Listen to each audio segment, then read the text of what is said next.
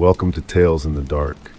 I know many of you enjoy relaxing with these videos, so I recommend turning down the volume until my voice is barely audible. It'll make the experience even more soothing. Before you close your eyes, let me know in the comments where you're listening from. Leave a like and subscribe to the channel. Thank you and enjoy listening. Story 1. Amid a dense forest on a serene, misty morning, a peculiar rustling caught my attention, distinct from the wind's usual song. The leaves whispered in hushed tones, as if sharing hidden truths and guiding me along an unseen path. Eventually, I found myself before an ancient headstone, partially veiled by ivy and moss.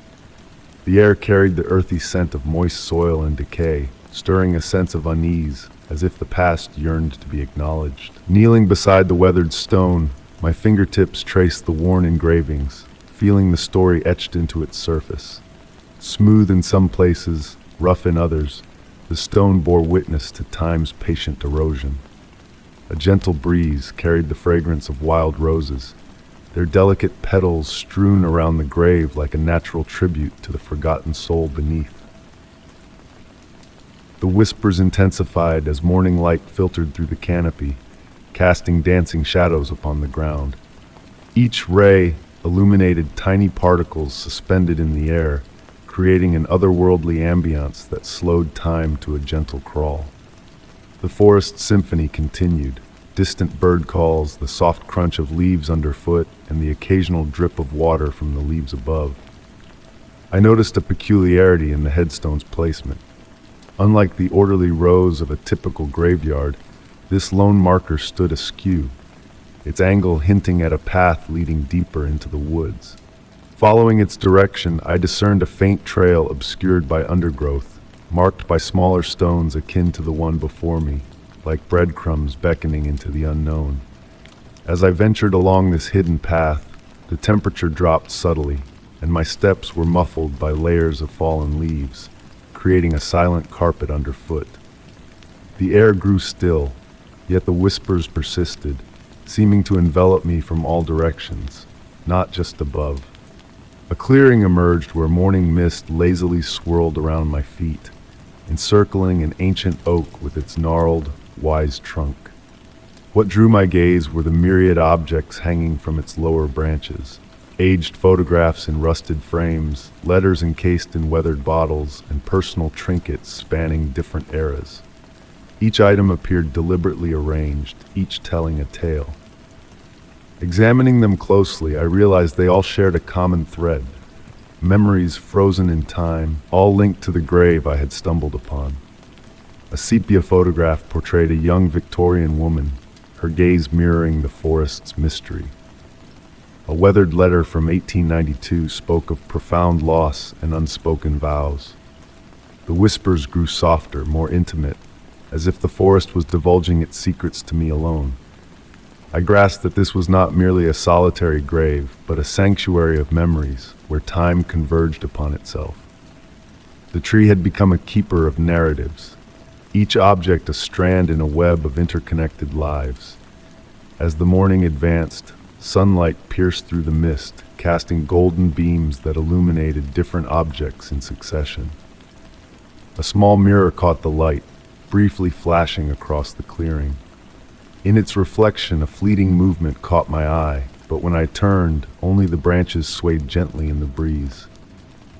Hours slipped by as I delved into the fragments of letters, gazed at photographs, and felt the weight of history in my hands. Each artifact pulsed with a subtle energy, recounting tales of love, loss, and the eternal cycle witnessed by the forest. The murmuring leaves provided a tranquil backdrop to my discoveries. As afternoon neared, the light shifted, imbuing the clearing with a golden radiance that seemed almost supernatural. Sensing it was time to depart, a compulsion stirred within me to leave a mark in this sacred place. Retrieving an old pocket watch that once belonged to my grandfather, I hesitated briefly before hanging it from a low branch, adding my own thread to the tapestry of memories. Walking back along the path, the whispers changed their tune. No longer beckoning me forward, they now bid me farewell with gentle sighs. The original headstone came into view, but my perspective had shifted. It was no longer an end, but a commencement, a gateway to a realm where memories lingered in the rustling leaves and soft morning light. I never pinpointed the clearing on any map, nor disclosed its whereabouts to another soul. Some places deserve to remain concealed, existing in the delicate realm between reality and dream. Yet on quiet mornings, when mist descends and leaves whisper, I know it endures, gathering stories, safeguarding memories, and awaiting the next wanderer attuned to its call. Story 2. In the hush of a late autumn evening, a gentle breeze whispered through the cracks in the window, causing the glass panes to rattle softly.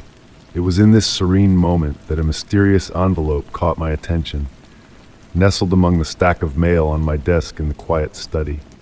The paper, aged to a delicate yellow, bore ink of a deep indigo hue, forming words that seemed to hold a profound knowledge of my past, a past I had long kept hidden. As I unfolded the letter, the faint scent of rain mingled with the musty fragrance of old ink, creating an atmosphere of intrigue and unease.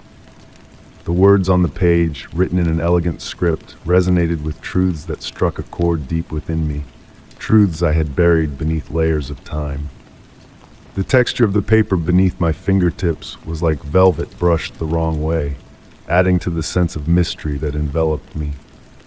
The soft glow of my reading lamp cast shadows that danced across the page, enhancing the allure of the carefully crafted sentences. Outside, the autumn leaves rustled in the wind, their earthy perfume mingling with the scent of aged paper. It was as though nature itself conspired to set the stage for the revelations contained within the letter. I remember the day you buried the silver locket, the letter began, sending a shiver down my spine. The memory it invoked was one I had thought locked away in the recesses of my mind, a secret shared only with the earth and the sky. The details that followed were so intimate, so precise, that I could feel the weight of each word as if it were a physical presence in the room. With a sense of trepidation, I settled into my leather armchair, the familiar creak of the wooden floors accompanying my movement. The letter delved deeper into my past, recounting moments that only I had witnessed, secrets I had never dared to share. It was as though the writer had been a silent observer in the theater of my life, capturing every unspoken thought and hidden emotion. A sudden breeze stirred the curtains, carrying the soft tinkling of wind chimes from my grandmother's garden. The melodic sound, a lullaby from my childhood, now seemed to transcend time, weaving a thread of connection between past and present. As I read on, the revelations grew more personal, more profound. The writer spoke of dreams long forgotten, of promises whispered in the dark, of companions imaginary yet cherished. The handwriting on the page seemed to shift, as if guided by unseen hands, revealing different facets of its creator with each line. The room, filled with the quiet energy of the letter, seemed to pulse with a heartbeat of its own. The future unfolded before me in words that carried a certainty beyond time, painting a portrait of choices yet to be made, of paths yet to be taken. Midnight approached, heralded by the solemn chimes of the grandfather clock. Each resonance seemed to echo the weight of the words before me, grounding me in the reality of this inexplicable moment. My cat, usually aloof, curled up in my lap, her gaze fixed on the letter as if sensing its significance. As the letter neared its end, the ink began to fade, ethereal and elusive. The final paragraph hinted at a meeting that awaited me, a meeting filled with details so vivid that I could almost taste the tea and smell the lavender that would permeate the air. Yet, the location and date remained veiled in mystery, leaving me with a sense of anticipation tinged with uncertainty. The signature at the bottom of the page danced before my eyes, shifting between familiar and foreign, like a puzzle waiting to be solved. I placed the letter back on the desk, its indigo ink shimmering in the lamplight, hinting at untold stories and hidden truths lying just beneath the surface. As I gazed out the window, my reflection seemed to waver, revealing glimpses of a self both familiar and unknown. Questions swirled in my mind, echoing in the quiet of the room, as the letter stood as a bridge between the known and the unknown, between memory and mystery. Preparing for bed that night, I couldn't shake the feeling that the ink on the letter was alive, rearranging itself to tell new tales, to unveil new secrets. It was as if the letter itself held a power beyond comprehension, a connection to a world where every secret, past and future, lay bare. And so, as I drifted into slumber, the letter remained a beacon of enigma, a whisper of secrets yet to unfold, guiding me into a realm where time and truth intertwined in the most mysterious of ways. Story 3. On a clear morning, as the dew delicately clung to the petals of my garden blooms, I ventured outside to commence my daily rituals. The stone sculpture, a familiar and unwavering centerpiece, stood before me at an unexpected angle, its surface now strangely warm to the touch. Surrounded by the sweet scent of fresh soil and blossoming jasmine, I found myself pondering the enigmatic shift that had transformed a mundane object into a harbinger of mystery. This sculpture, a gift from my grandmother on my wedding day, bore elegant curves and an abstract form crafted by an artist lost to the annals of time. For 5 years, it had stood sentinel over my garden, blending seamlessly with the landscape, much like the ancient maple tree casting shadows over the lawn.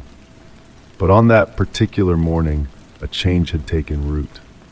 In the wake of this subtle transformation, I felt drawn to the garden with an inexplicable urge to observe the sculpture. The warmth that initially caught my attention persisted, defying the nature of stone.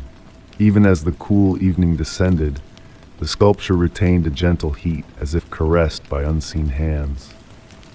Strangely, my neighbors, upon their visits, remained oblivious to any anomaly. They praised the garden's layout, the meticulous arrangement of flowers, and how the sculpture enhanced the space.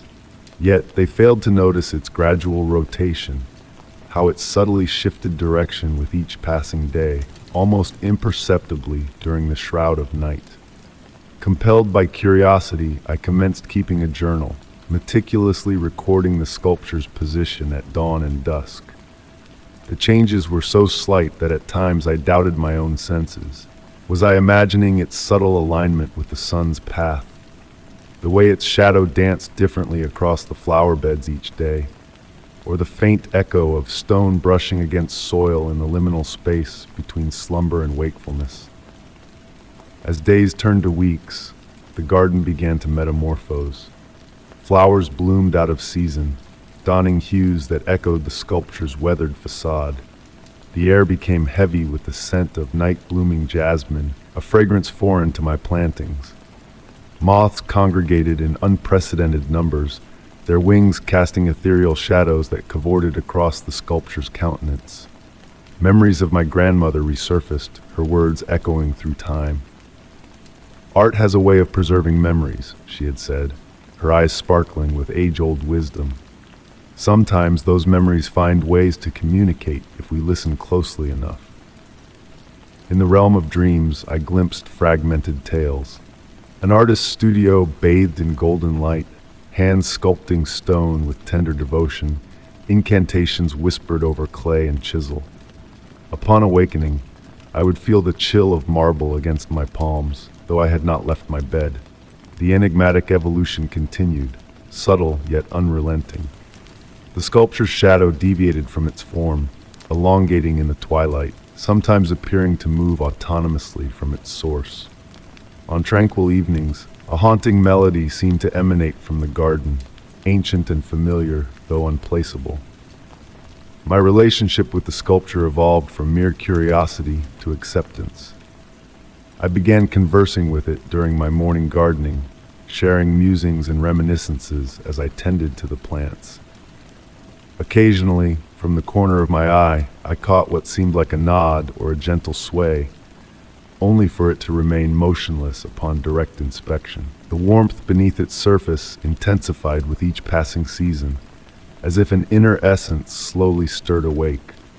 As autumn arrived with its crisp air and turning leaves, the sculpture's warmth became a solace to the belated blooms congregating at its base, granting them extended life beyond their natural cycle. The mystery of its movement remained unsolved, the peculiar phenomena surrounding it unexplained. Yet I embraced the tranquility of uncertainty, cherishing the subtle magic that had taken residence in my garden. The sculpture transcended being a mere artwork or ornament. It became a silent guardian, a custodian of secrets shared in its own muted language. Now, as I sit amidst my garden at dusk, witnessing the sun's final brushstrokes of gold and amber upon the sculpture, I comprehend my grandmother's wisdom about art encapsulating memories. Some mysteries are not meant to be deciphered, but experienced. Their significance unveiled not through rationale, but by the gentle metamorphosis they instigate within us. The sculpture continues its silent dance, exuding its inexplicable warmth, beckoning moths and midnight blossoms to its side. And here I remain, tending to my garden, keeping vigil, attuned to the whispered tales carried on the evening zephyrs, spoken in the soft cadence of stone that has learned to communicate in its own delicate manner. Story 4. The soft rustle of aged wood and the faint whispers of long-forgotten memories greeted me as I returned to my childhood home to sift through the treasures of the past. A musty embrace of nostalgia enveloped me, drawing me deeper into the labyrinth of time.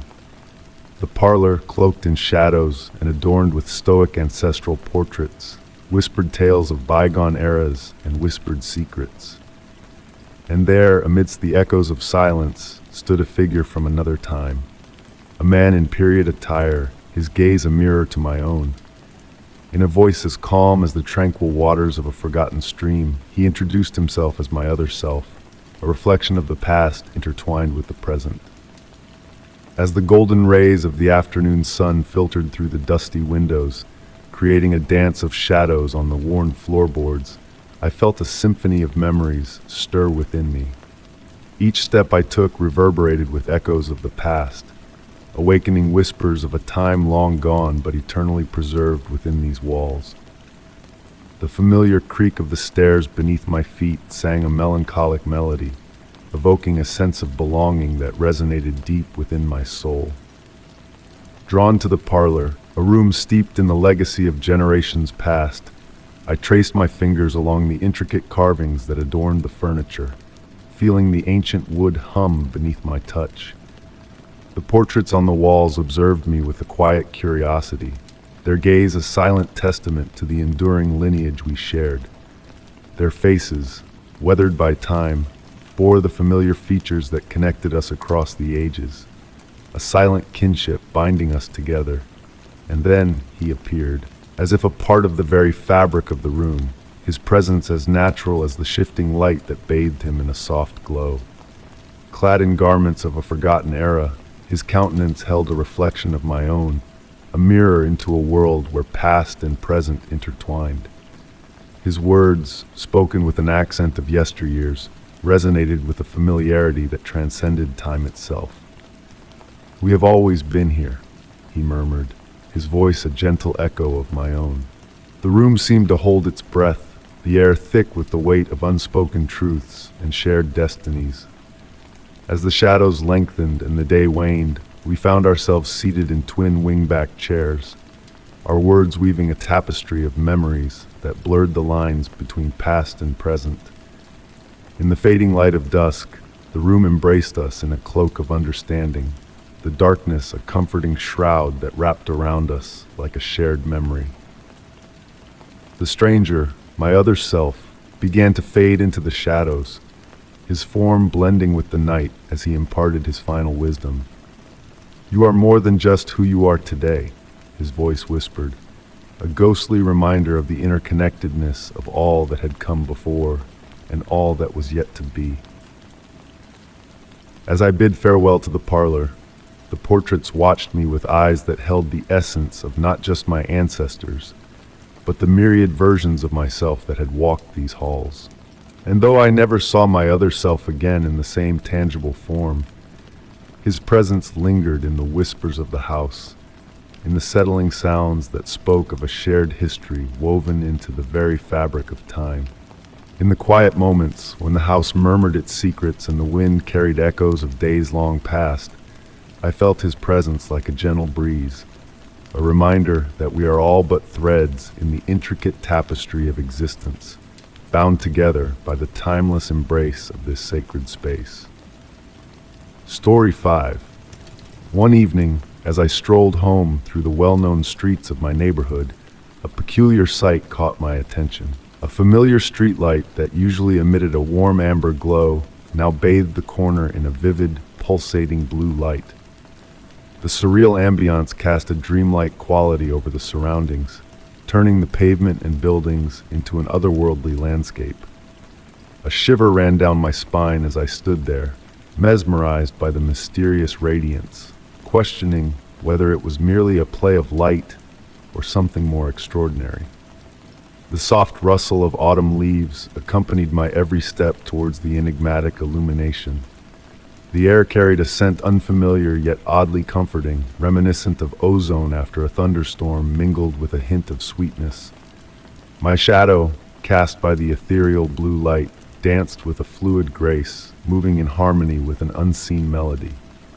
Intrigued, I felt drawn closer, noticing the gradual drop in temperature with each advancing step. The coolness enveloped me gently, like wading into a refreshing stream on a hot summer day. The light itself seemed alive, breathing in rhythmic pulses that matched the beat of my heart. Standing directly beneath the lamp, I sensed a subtle vibration in the metal pole as my fingertips grazed its surface. It was akin to holding a musical instrument playing a note too low to hear. Looking up, I realized the absence of insects buzzing around the light, casting an unnatural stillness upon the usually bustling nocturnal atmosphere.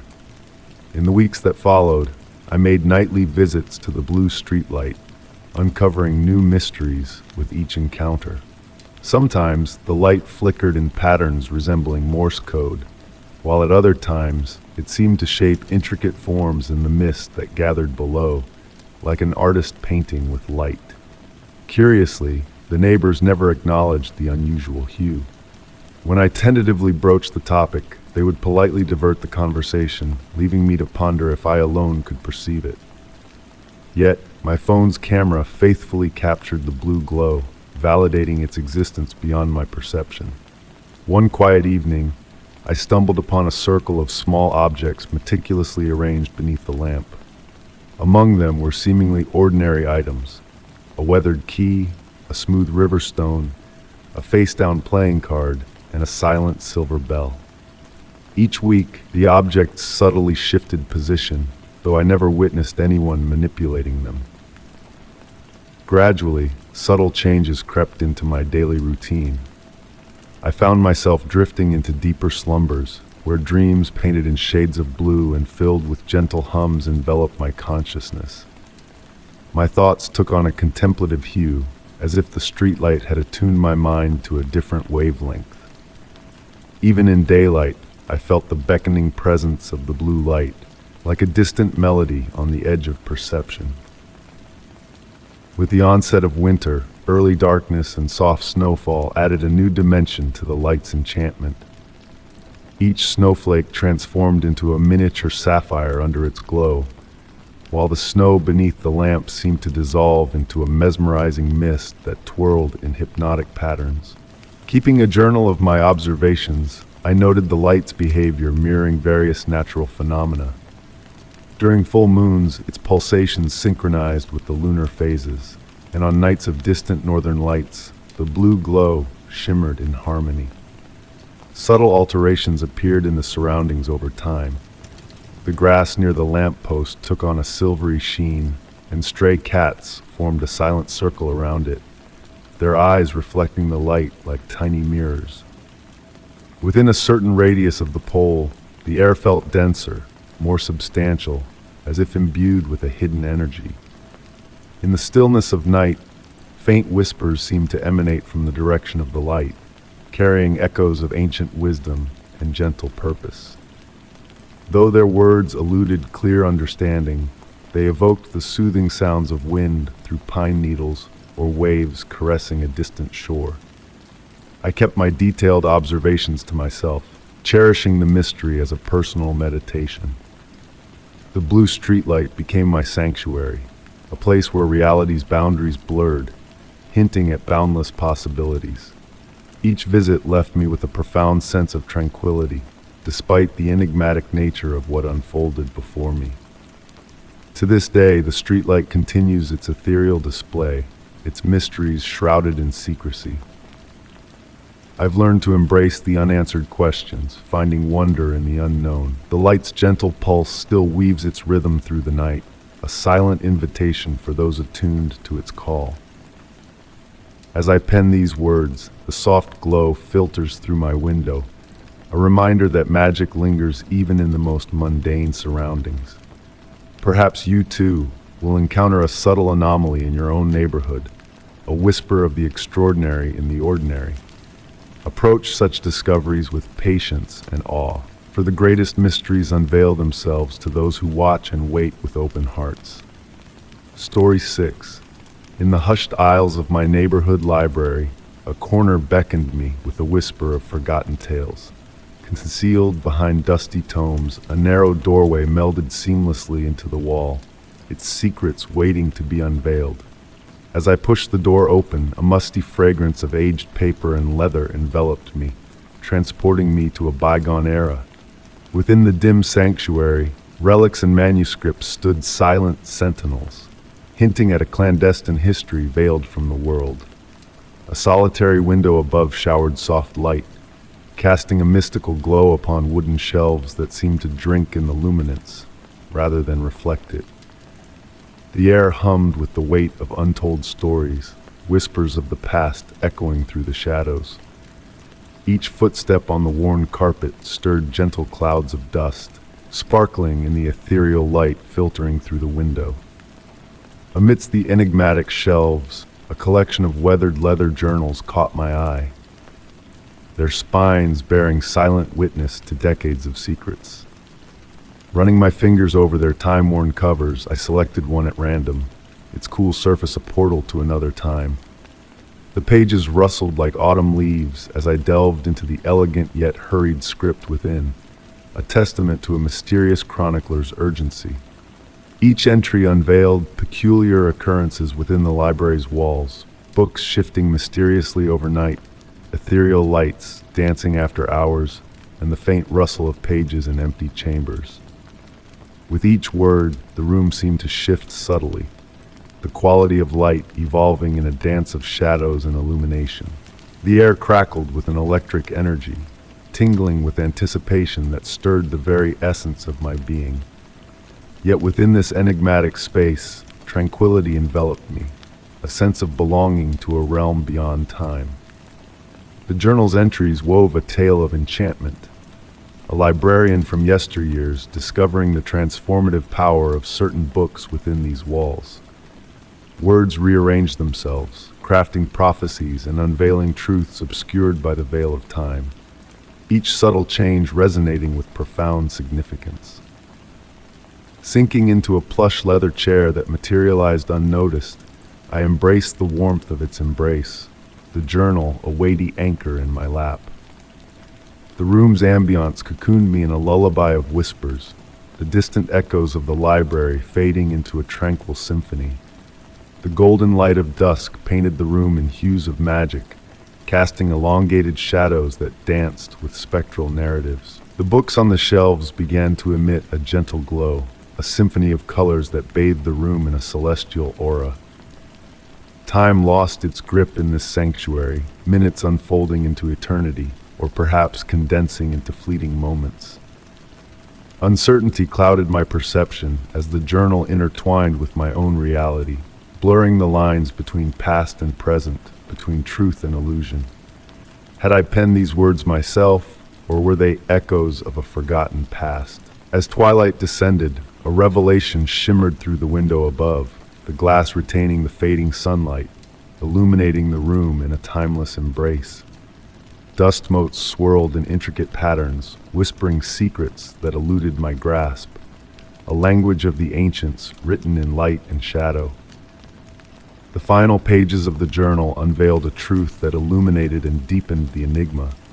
The room existed beyond time, a nexus of past, present, and future, drawing seekers like myself into its tapestry of existence. Closing the journal, I acknowledged my role in this timeless narrative, a mere thread in the grand design of the room's consciousness. Returning the journal to its rightful place, I witnessed it settling into the shelf as if guided by unseen hands, a silent acknowledgement of its homecoming. Stepping back into the main library, I glimpsed my reflection in the window's glass, a mosaic of selves, spanning ages and moments, all intertwined in the eternal dance of discovery.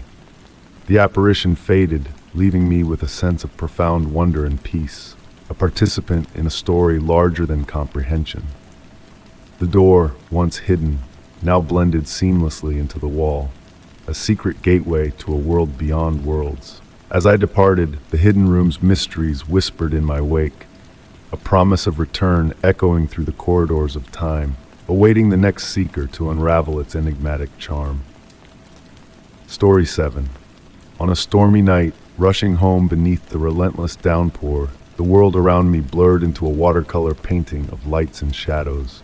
Amidst the neon signs reflected in a large puddle, a solitary figure stood with unwavering resolve. Stark against the shimmering water, it seemed to lock eyes with me, its presence both enigmatic and poignant. This encounter left me pondering who or what observed me from the rain-soaked darkness. It marked the start of a subtle haunting, a gentle presence that lingered in my thoughts. In the days that followed, I found myself drawn to reflective surfaces, seeking out glimpses of that mysterious figure. Each time it appeared, patient and unmoving, like a frozen moment in time. Strangely, I felt no fear, only a strange sense of comfort, like rediscovering a forgotten memory. The figure, dressed in antiquated attire, a long coat and wide-brimmed hat, always just out of focus, appeared in my reflection as I passed shop windows and car mirrors. Embracing the rain-soaked nights, I took evening strolls through quiet streets where raindrops painted the world in silver hues. The air carried the post-rain scent, a mix of freshness, wet concrete, and distant flowers. Footsteps echoed behind me, creating a tranquil rhythm against the wet pavement, as if a companion walked beside me. During one such walk, I noticed a peculiar detail in the figure's reflection. While everything else mirrored in windows and mirrors, this silhouette remained unaltered, defying the laws of light and shadow. Intrigued, I delved into the study of reflections, spending hours in the library immersed in books on optics and light, the patter of rain against the windows a soothing background symphony. With each observation, I realized the figure was guiding me, subtly shifting in reflections as if pointing towards a specific direction. Following this silent beckoning, I stumbled upon a hidden antique shop in the old part of town. Entering, the bell softly chimed, stirring dust motes in the warm glow filtering through rain-kissed windows. Amongst the treasures, I found an old photo album bound in weathered leather, its pages yellowed with age. Leafing through, I gasped at a faded sepia photograph from a century past, the figure no longer a silhouette but a clear image. Clad in the same attire, their gaze gentle and watchful. The handwritten notes revealed them to be a local doctor, known for their selfless dedication to treating all in need, regardless of weather. More photos unveiled a story of compassion and sacrifice, the doctor's unwavering care during an epidemic, their vigil through storms, and the ultimate sacrifice made to save others.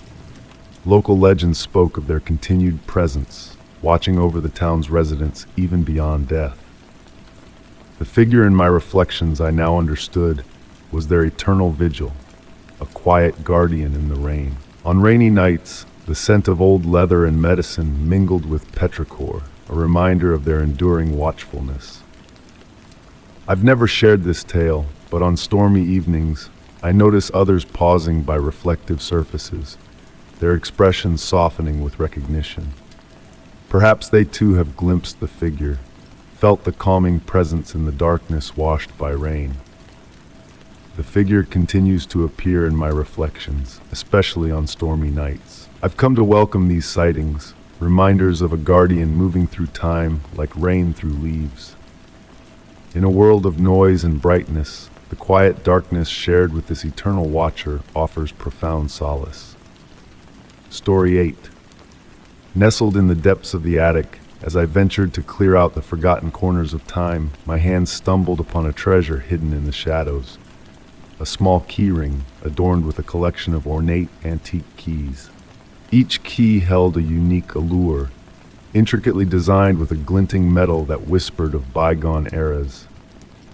Bathed in the dim light filtering through the attic's dusty windows, they emanated a subtle, almost magnetic energy, beckoning me to unravel the mysteries they held within.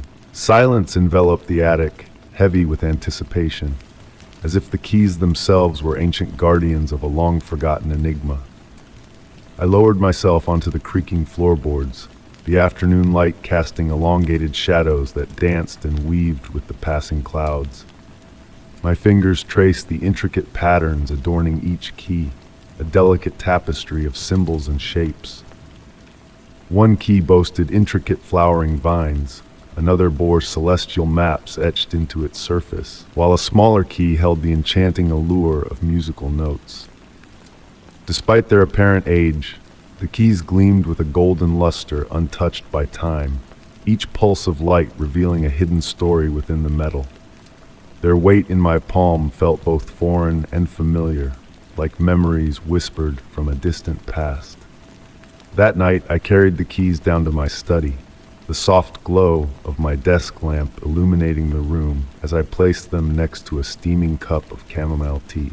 As the rain tapped a gentle rhythm against the window, I delved into cataloging the keys, sketching their intricate details with care. Yet as I lost myself in their allure, a subtle shift enveloped the room. The keys seemed to dance in the lamp's glow, their reflections shimmering with an otherworldly light.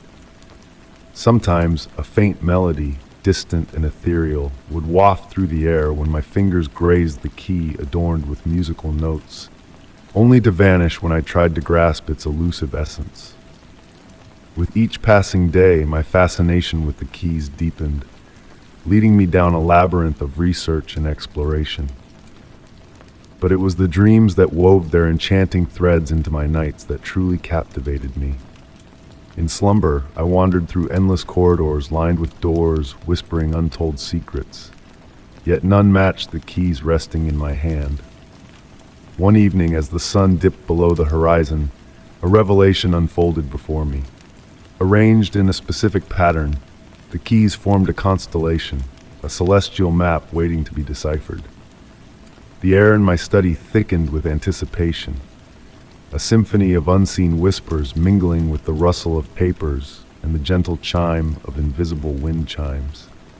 The shadows cast by the keys took on a life of their own, twisting and morphing into ancient scripts and mysterious symbols that defied comprehension.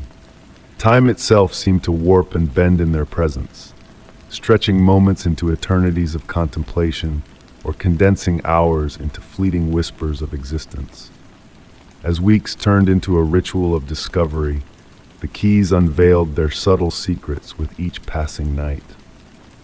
The key with celestial patterns warmed under the full moon's gaze, while the one adorned with flowering vines seemed to bloom and twist in the rain-kissed light. Yet amidst these marvels, the true purpose of the keys remained shrouded in enigma, a silent invitation to explore the corridors of imagination and mystery that lie beyond the veil of reality. Now, as they rest in their velvet sanctuary on my desk, the keys continue to whisper their timeless secrets, their surfaces shimmering like moonlit waters, a silent promise of infinite exploration. In the quiet hours between dusk and dream, I find solace in their enigmatic presence, a reminder that some mysteries are meant to be cherished, their answers hidden in the spaces between what we know and what we dream. The keys remain as silent sentinels of the unknown, guiding me through the gentle mysteries of the night, their secrets intertwined with the very fabric of my being.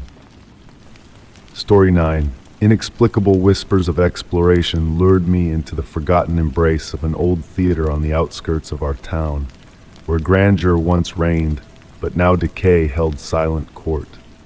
Balconies adorned with intricate designs and velvet seats worn by time murmured of distant echoes of applause and drama long past. Each step I took upon the creaking stage awakened a soft, haunting voice that floated through the air, weaving words of sorrow and longing into the very fabric of the aged walls. The scent of ancient curtains and forsaken dreams mingled in the air, casting a spell of uncertainty over the supposedly empty theater. Autumn's gentle breath slipped through unseen crevices, orchestrating a symphony of rustling papers and distant murmurs that swirled around me. My footsteps, a mere whisper upon the weathered boards, seemed to echo the hushed secrets of the stage itself. The air held a weighty nostalgia, as if layers of memories lingered, suspended in time, waiting to be unraveled by a curious soul.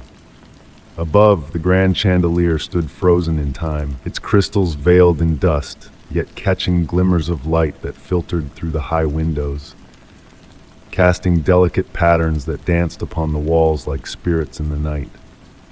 Drawn towards the wing of the stage, where forgotten props lay veiled in sheets resembling gentle waves under the dim glow, I sensed the lingering presence of the elusive voice that had beckoned me. Among the relics of performances long gone, my gaze fell upon an ancient dressing room mirror, its surface aged and clouded, yet shimmering with an ethereal gleam. As I approached, a chill enveloped me, not unwelcome but stirring a sense of anticipation. The mirror seemed to pulse with a mysterious energy, reflecting movements that were not my own, shadows of actors from a bygone era, rehearsing lines lost to time. The voice, now clearer, carried the melodic cadence of a woman lost in the verses of a tragic romance, her words a bittersweet melody that caressed my senses. Time itself seemed to bend within the theater's walls, minutes stretching into hours as I delved deeper into its forgotten chambers. Fragile playbills crumbled beneath my touch, and costume pieces exhaled whispers of a distant past, faint traces of perfume lingering in the air. Guided by the voice, I traversed the theater's hidden alcoves, stumbling upon the orchestra pit where sheet music lay scattered like memories waiting to be revived. Evening descended, casting elongated shadows that danced with purpose across the empty seats, as if the ghosts of performances past had returned for one final bow. Seated in a plush velvet chair, I watched as the dying light painted a canvas of dust motes in motion, a silent ballet in homage to the theater's enduring tales. The very walls seemed to pulse with life, expanding and contracting with the weight of untold stories etched into their very foundation. In the tranquility of that moment, I realized that the voice was not a mere echo of the past, but the essence of the theater itself, a living archive of memories waiting to be unfurled. Each word spoken carried echoes of standing ovations and tearful farewells, of debuts and curtain calls, weaving a tapestry of nostalgia that enveloped me in its embrace. As night descended, the voice took on a new depth, resonating through the space with a warmth that stirred the very air around me. Its words, though just out of reach, painted a dreamscape of light and shadow, while the chandelier above shimmered in the moon's glow, casting prismatic hues that danced across the ceiling like a celestial ballet. Drifting between wakefulness and slumber, I glimpsed phantom figures in the moonlight, an imaginary audience enraptured by the ethereal voice that wove tales of yesteryears. With the night's progression came a profound sense of serenity, as the voice, like a departing tide, ebbed away, leaving behind a whisper of gratitude for bearing witness to the theater's silent narratives. The theater settled into a peaceful slumber, its time-worn boards creaking in unison with the sigh of an old friend bidding farewell to the night. As I made my way towards the exit, the voice lingered as a faint echo in my mind, a reminder of the stories that lay dormant within the theater's walls. Months passed, yet the allure of the theater remained, drawing me back in the twilight hours when shadows danced in harmony with memories. The voice, a gentle presence, whispered tales of love and loss, of triumphs and tragedies, a reminder that within the depths of every abandoned stage lie stories waiting to be heard by those willing to listen. The theater stood as a sanctuary, where the veil between past and present blurred, and where memories like dust motes in the moonlight swirled in eternal resonance with the enigmatic voice that echoed through its hallowed halls. Story 10. On a crisp morning, I discovered an unmarked package waiting for me on the doorstep. Wrapped in aged, yellowed newspapers and tied with rough twine, it emitted a peculiar scent, a blend of dusty paper and a hint of metal, as though it had traversed through dimensions. With a mixture of apprehension and fascination, I gingerly untangled the knots. The air was hushed, save for the gentle rustling of autumn leaves and the soft crunch of frost underfoot. Surprisingly warm to the touch, the package revealed layers of forgotten news stories, transporting me back in time through its fragile pages. At the heart of it all lay a small wooden box, its dark, polished exterior adorned with mesmerizing carvings that seemed to shift and dance in the light.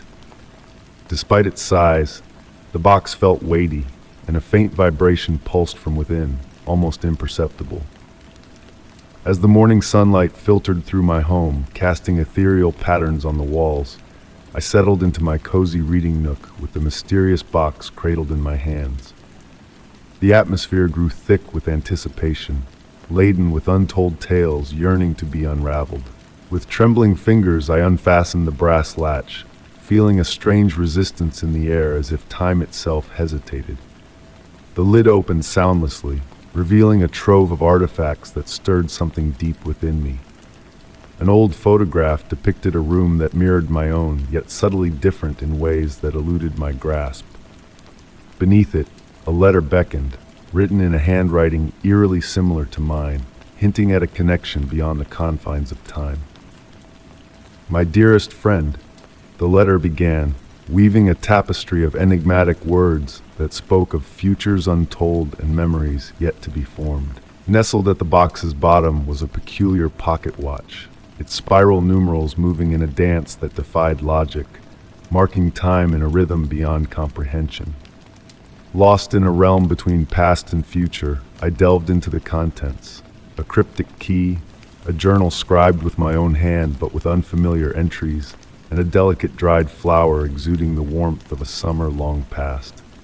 Shadows waltzed around the box, casting an amber glow that defied the natural progression of day into night. The clock on the wall ticked steadily, its cadence a mere illusion as the boundaries of time blurred around me. The letter revealed intimate details of my life, secrets whispered across the expanse of unknown tomorrows.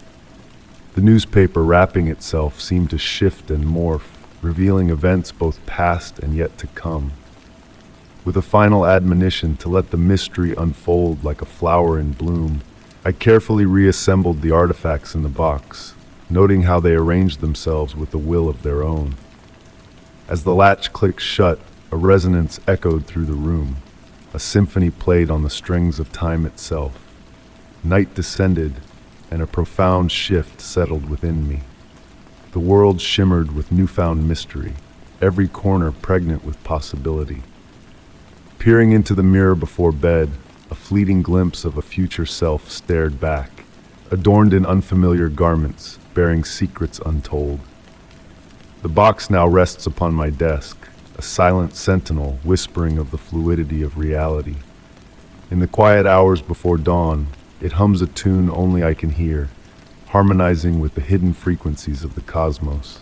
And in moments of solitude, letters arrive bearing messages from a time yet to exist, affirming the timeless bond woven by the enigmatic package that changed my perception of the world forever.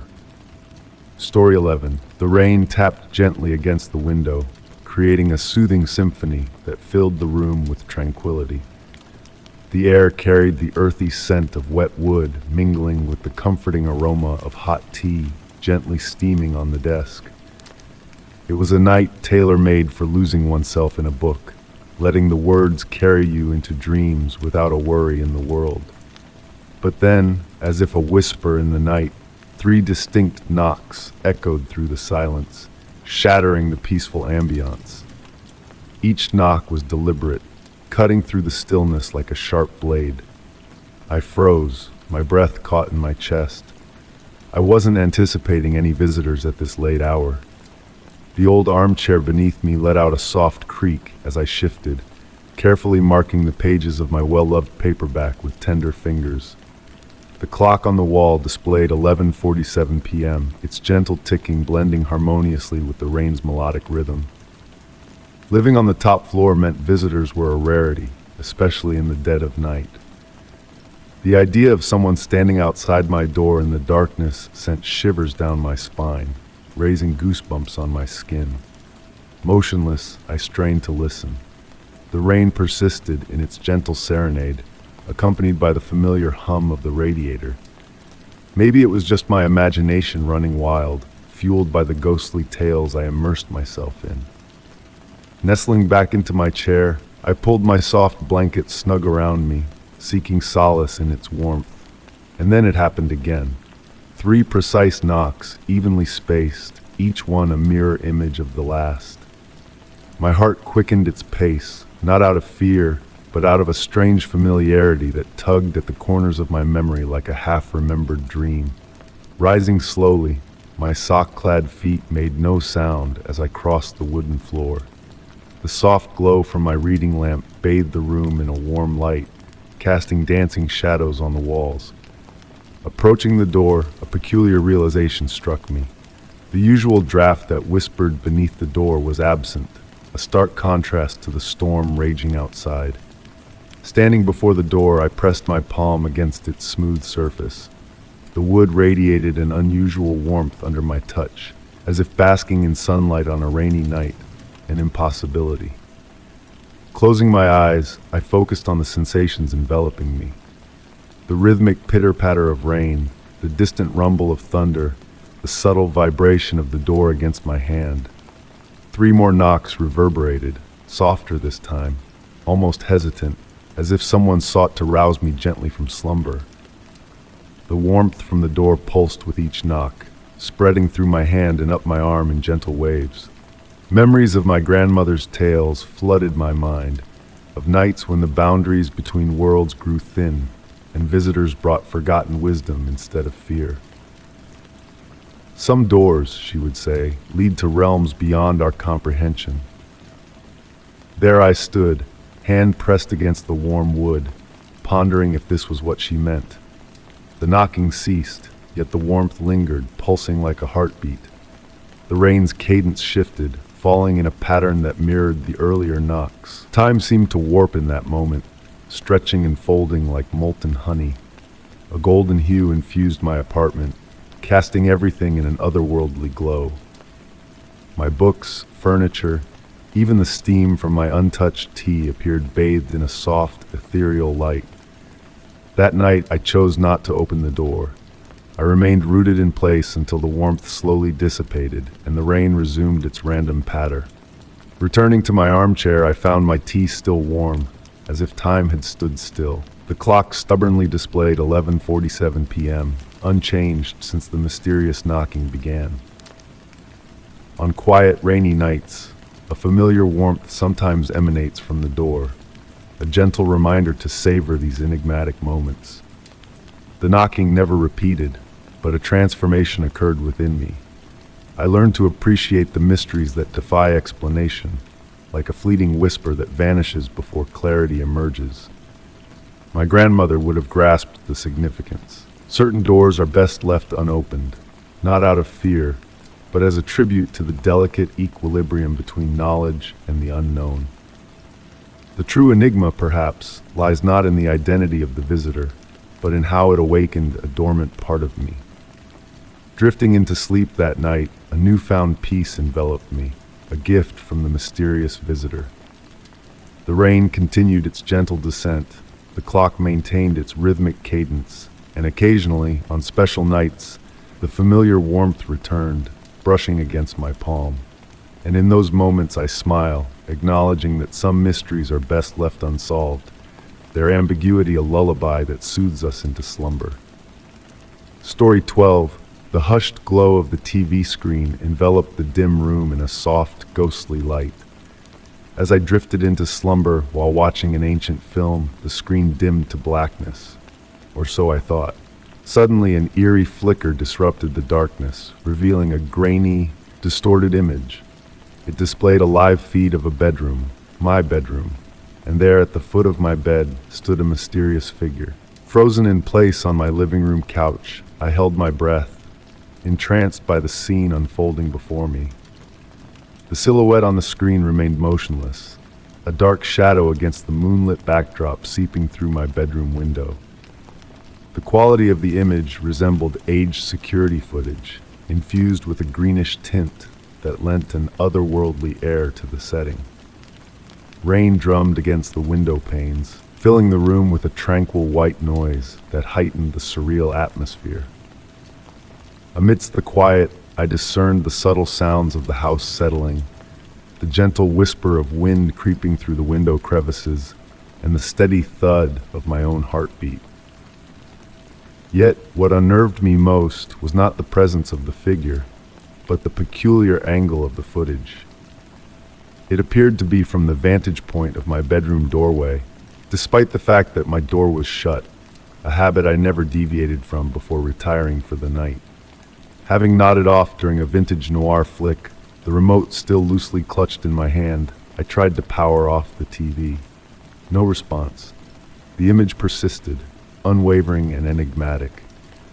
The figure in my bedroom made a subtle movement, revealing an uncanny fluidity in their actions, akin to water flowing seamlessly. The rain outside intensified, its rhythmic patter blending harmoniously with the otherworldly scene playing out on the screen. The air grew heavy with the scent of petrichor wafting in through the slightly ajar window, intermingled with the familiar fragrance of aged tomes and wooden furnishings that defined my dwelling. Spellbound, I found myself drawn into the screen, unable to break away. The enigmatic figure began to stir, their gaze not fixed on the bed, but on my dresser, where my grandmother's antique music box resided. With deliberate elegance, they extended a hand and wound the mechanism. Even through the TV's speakers, the soft chime of the lullaby my grandmother crooned to me in childhood began to play. The melody, clear as a bell, seemed to emanate from beside me, despite the physical music box being upstairs, secured behind a closed door. The soothing harmony of the lullaby intertwined with the rain, creating an oddly serene ambiance amid the strangeness of the moment. Mesmerized, I watched as the figure swayed gracefully to the music, their movements hypnotic and oddly familiar. While the lullaby persisted, I discerned subtle abnormalities in the room. The books on my shelf formed intricate patterns unknown to me before. The antique rocking chair shifted ever so slightly, devoid of any discernible breeze. Moonlight filtered through the window, casting ethereal shadows that defied natural laws by dancing and morphing in inexplicable ways. Slowly, the figure pivoted, facing the TV screen, facing me. Though their features remained obscured in shadow, a sense of profound recognition washed over me, displacing fear with a deep-seated familiarity. The figure's stance, the tilt of their head, the fluidity of their movements, all resonated intimately, like rediscovering a forgotten photograph of oneself. My eyelids grew heavy as the lullaby wove its enchanting spell. The rain provided a soothing backdrop, while the figure's languid dance blurred the boundaries between the TV screen and reality. When I awoke, sunlight bathed the room, the TV screen now truly blank. Ascending to my bedroom, the lullaby lingered in my mind. Everything appeared unchanged from the night before, save for one detail. On my dresser, the music box lay open, its mechanism still, as if it had serenaded the night away. On sleepless nights, I find myself drawn back to that TV, waiting. Rain inevitably falls, and occasionally, amid the static and shadows, I glimpse a familiar figure swaying to a melody suspended between memory and dream. I no longer switch off the TV. Could I, even if I wished? More importantly, do I wish to? There's solace in knowing that within that grainy, implausible feed, a part of me dances eternally to my grandmother's lullaby, safeguarding memories that resist fading into nothingness. Story 13, Hidden Tranquility. The realtor had described the house as snug and inviting, a perfect haven for those seeking peace and quiet. As I explored each room, a sense of serenity enveloped me. But at the end of a narrow hallway, a door caught my eye, a door that had eluded my memory during the initial tour. With a mix of trepidation and curiosity, I grasped the knob and pushed the door open. Inside, the air hung heavy with neglect, and a thin layer of dust blanketed the wooden floor, undisturbed by any recent activity. Sunlight, filtered through a solitary window, painted delicate patterns of light and shadow in what appeared to be an ancient study. A weathered desk stood stoically against one wall, its surface bearing the graceful marks of time's passage. The wood seemed alive, its grains swirling in mesmerizing dances, as if whispering forgotten secrets to those who dared to listen. A peculiar fragrance lingered in the air, a blend of musty books and dried flowers, evoking memories of bygone eras. Compelled by an unseen force, I crossed the room, my footsteps muffled by the plush carpet underfoot. The soft chiming of wind outside wafted through the walls, weaving a tranquil melody that seemed to belong to a different age. Tracing my fingers along the desk's edge, I discovered intricate symbols etched into the wood, forming an unbroken pattern of ancient origin. Smooth to the touch, these symbols bore the imprints of countless hands that had traced their paths over time, creating a connection to the room's enigmatic past. Night after night, I found myself drawn back to this hidden sanctuary. I brought in a worn leather chair, rescued from the depths of the basement, and settled in as twilight descended, enveloping the room in a hushed embrace. Here, time flowed differently, unhurried and contemplative, urging me to linger in the gentle sway of its currents. On a particularly tranquil evening, rain pattered softly against the window, casting a dreamlike ambience over the room. My gaze fell upon the desk drawer, which had always remained locked until now, seemingly beckoning me to peer inside. Within its confines lay a leather-bound journal, its pages filled with elegant script that told tales of a timeless realm. The journal's entries, though dated, wove a narrative that transcended the constraints of years, seamlessly shifting between epochs without falter. The writer spoke of the room as a liminal space, a sanctuary where time flowed like honey, sweet and unhurried. Conversations with ethereal visitors, unseen elsewhere in the house, unfolded on the pages, painting a portrait of a world suspended in quiet contemplation. As days turned to weeks, subtle changes began to manifest in the room. The dust, once settled, now danced on unseen currents, defying the laws of inertia. The sunlight streaming through the window took on a life of its own, casting shadows that defied the logic of earthly hours. During storms, while the house groaned and shuddered, this room remained an oasis of tranquility, untouched by the chaos outside.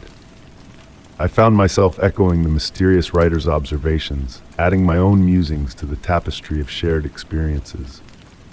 Sometimes, upon revisiting my entries, I noticed subtle shifts, words rearranged, dates blurred, as if the room itself held a pen, gently editing our intertwined stories. Most intriguing of all was the window. From the exterior, the wall appeared solid, devoid of any opening. Yet within the room, the window stood firm, offering glimpses of a garden that defied logic. Flowers bloomed out of season, trees cast shadows that defied the laws of nature, blurring the lines between reality and enchantment. I kept this room a secret, a sacred space untouched by the prying eyes of the world. It felt intimate, personal, a sanctuary reserved for those attuned to its mysteries. The original blueprints, unearthed from local archives, bore no trace of this hidden chamber, as if it had materialized from the whispers of time itself. As I pen these words, bathed in the soft glow of twilight, I ponder the countless souls who have graced this room before me, each leaving an indelible mark on its tapestry of secrets. The journal speaks of predecessors, kindred spirits who sought solace in this haven of tranquility. The sun dips below the horizon, casting a warm hue over the room, although time seems to lose its grip within these walls. Here, minutes and hours melt into a gentle ebb, offering respite from the ceaseless march of the outside world. I may never unravel all the mysteries this room holds, this ethereal space that straddles the realms of reality and imagination. Yet, in its enigmatic embrace, I have come to cherish the beauty of the unknown, the allure of experiences that transcend understanding. In a world consumed by haste, perhaps we all need a sanctuary beyond the confines of our blueprints. A sanctuary where time bends, dust dances, and light beckons us to simply exist. Story 14. In the silent depths of a late night, amidst the hushed corridors of an almost deserted office building, an intriguing discovery awaited me.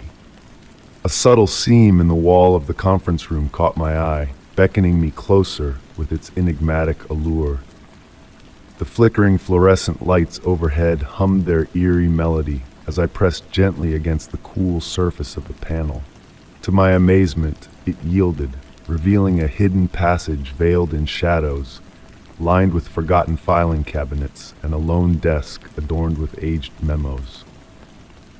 The air within this clandestine chamber bore the essence of antiquity, a blend of musty paper and faded ink that whispered of bygone eras. Each creak of the floorboards beneath my feet added to the enigma shrouding this secluded space, drawing me deeper into its mysterious embrace.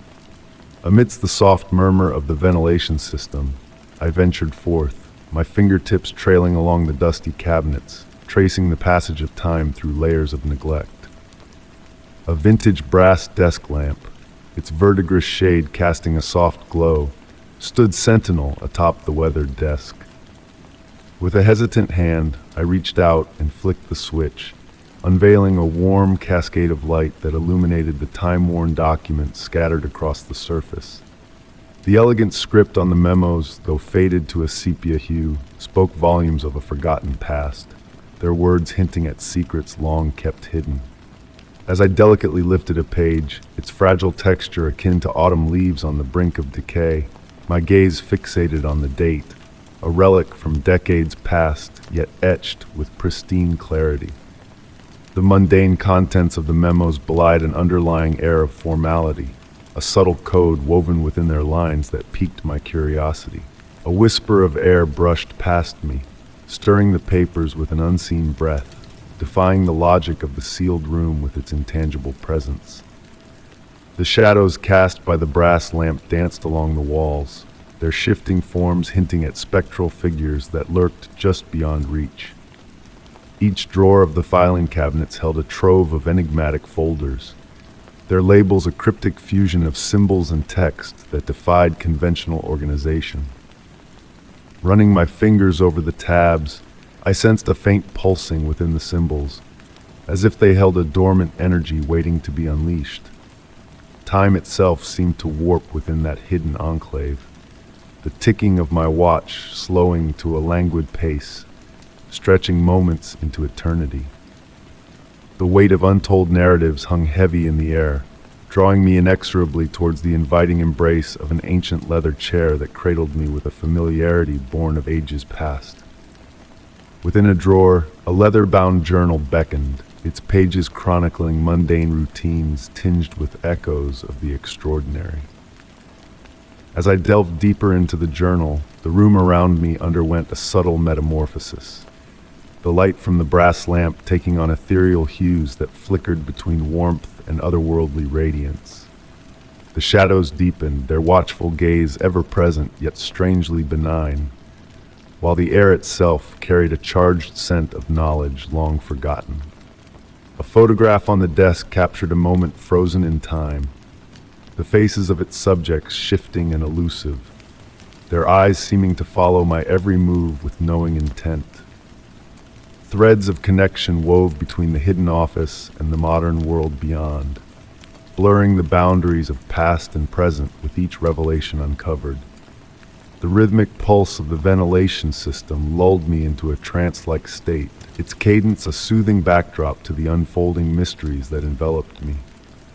The chair embraced me more deeply. The air grew warmer and more inviting, as if the very walls whispered tales of ages past in hushed tones. When at last I emerged from that timeless sanctuary, the modern office lay cloaked in silence, its fluorescent lights extinguished.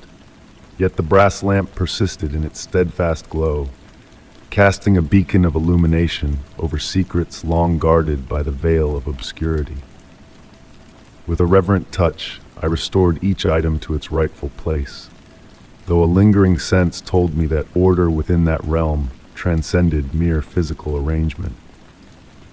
As I prepared to depart, my reflection in a small mirror revealed a fleeting glimpse of a past long gone, my visage overlaid with phantoms of those who had tread this path before me.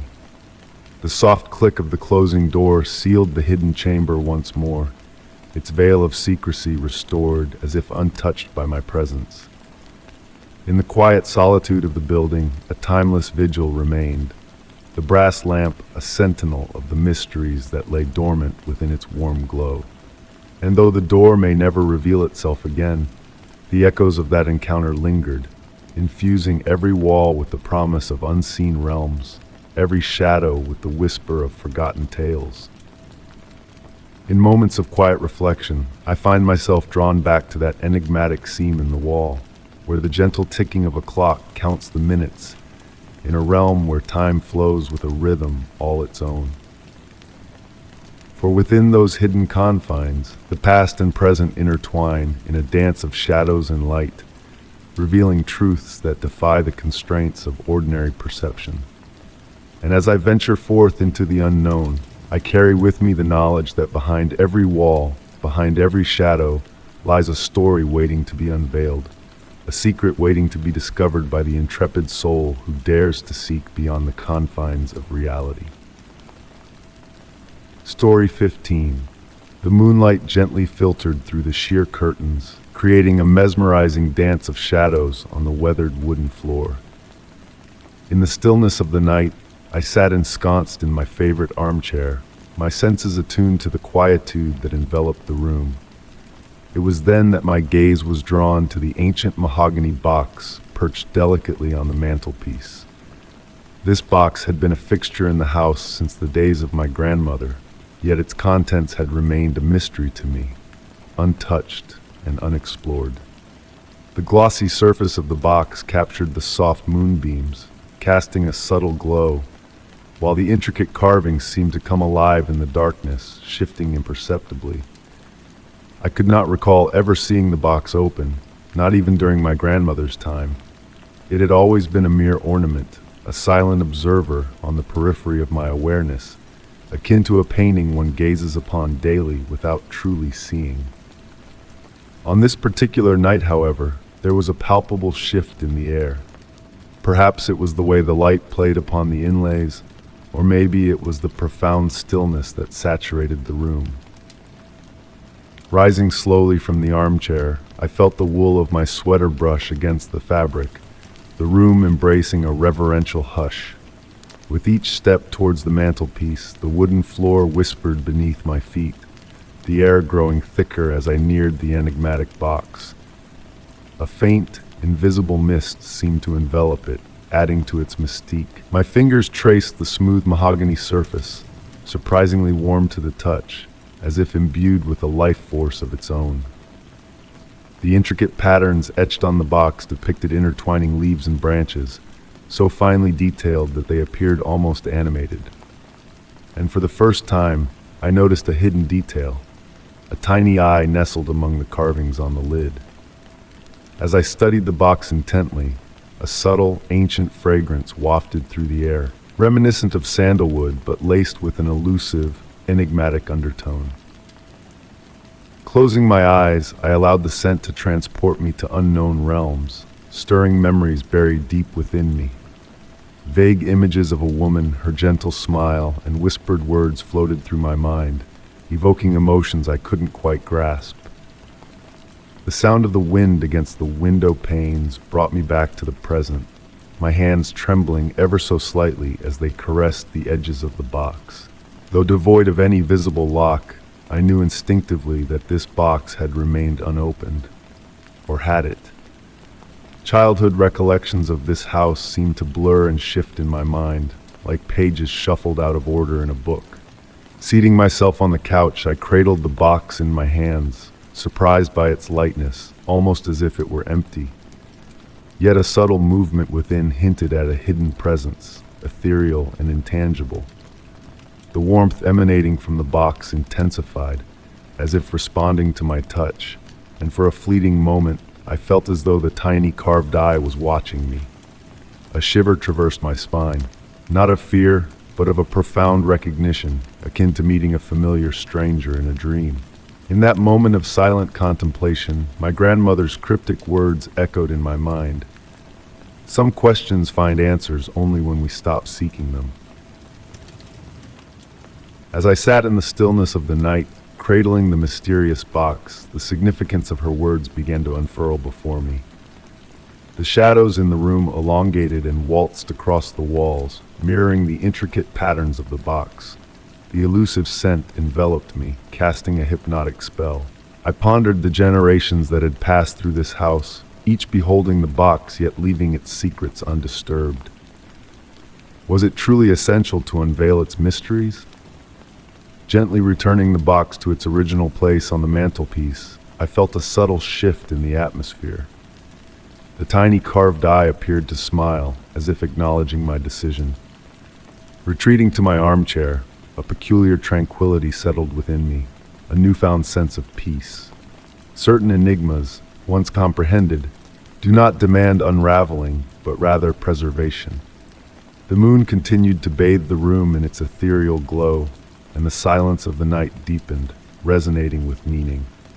I closed my eyes, allowing the lingering fragrance of the box to lull me into a realm of slumber.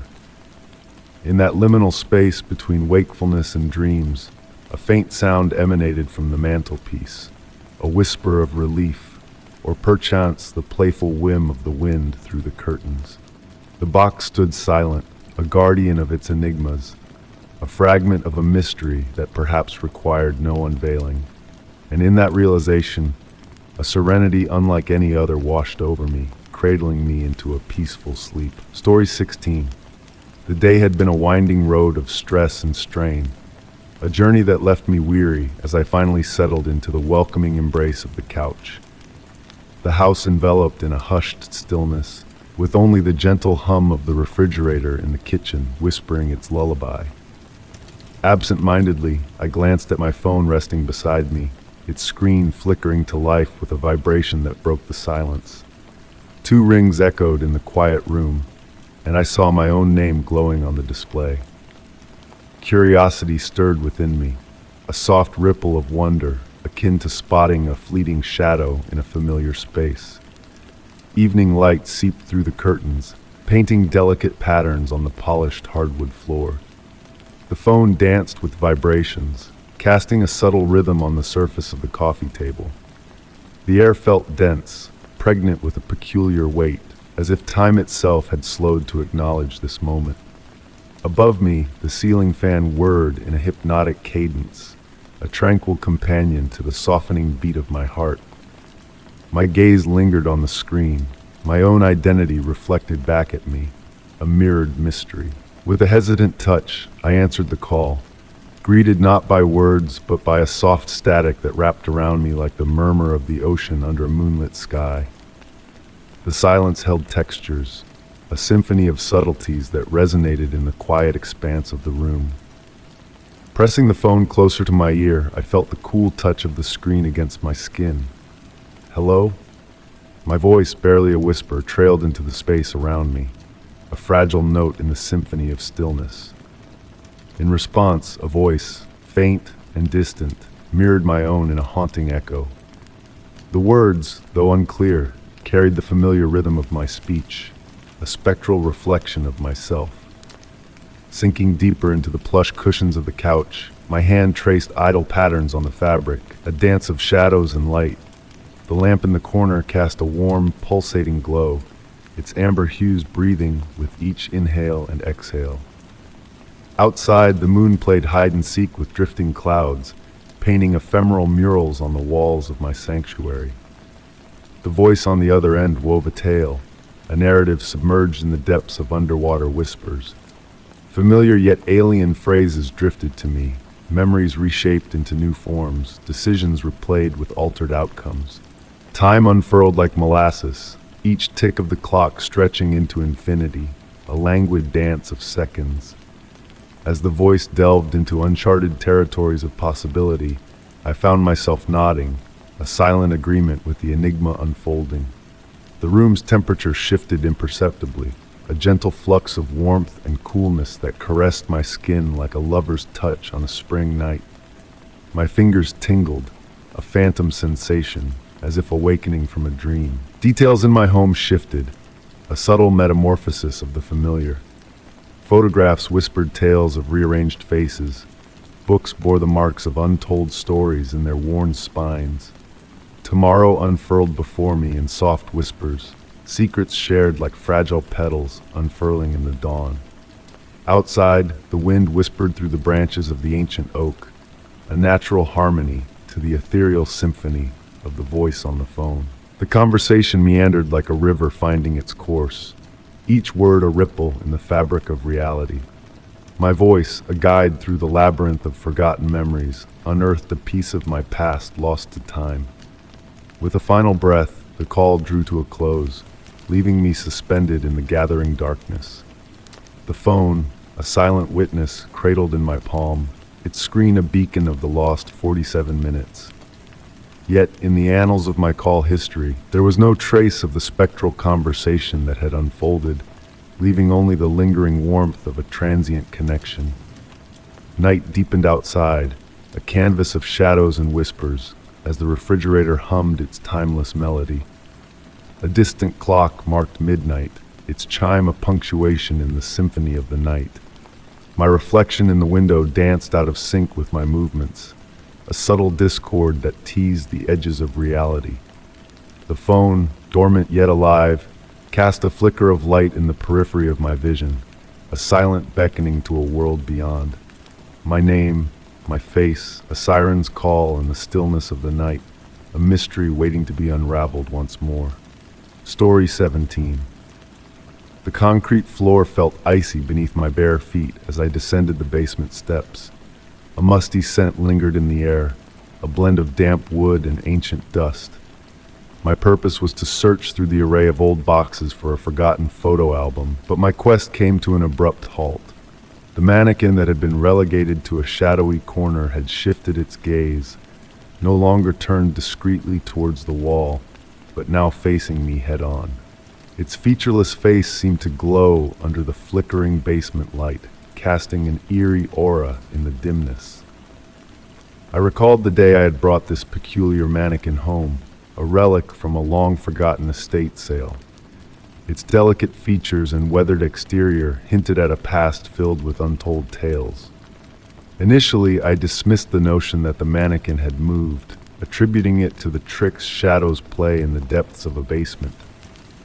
Yet, a palpable sense of intention emanated from its still form, as if it harbored a secret life of its own. The porcelain-like surface caught the light in a way that defied logic, giving the illusion of a living, breathing entity. The ambient sounds of the old basement enveloped me, the familiar creaks and settling groans, creating a rhythmic symphony that harmonized with the beating of my heart. The memory of the elderly shopkeeper from whom I had acquired the mannequin resurfaced, her cryptic warning about objects retaining memories echoing in my mind. Rain pattered softly against the small basement window, its steady cadence merging with the mannequin's enigmatic presence. Each droplet traced a delicate pattern on the glass, casting ethereal shadows that seemed to dance in tandem with the mannequin's silent vigil. With cautious steps, I drew nearer, the aged floorboards protesting beneath my weight. The mannequin stood unmoving, its unseeing eyes reflecting a depth that hinted at hidden truths beyond reach. Recollections of my grandmother's tales about objects holding memories flitted through my thoughts, her wisdom about unseen narratives lingering in the still air. Amidst the relics of my past that cluttered the basement, old paintings, forgotten photographs, the mannequin stood out as a living enigma. Imperceptible details emerged in the shifting light, subtle marks and blemishes that whispered of a bygone era. The flickering glow painted a dance of shadows around the mannequin, its form appearing to sway imperceptibly, a motion so slight it defied certainty. Was it a trick of the light, a draft from the window, or something more mystical at play? My breath hung in the chilled air, a visible reminder of the mysterious atmosphere enveloping me. Time seemed to lose its grasp in this peculiar space, the mannequin a silent sentinel to untold memories.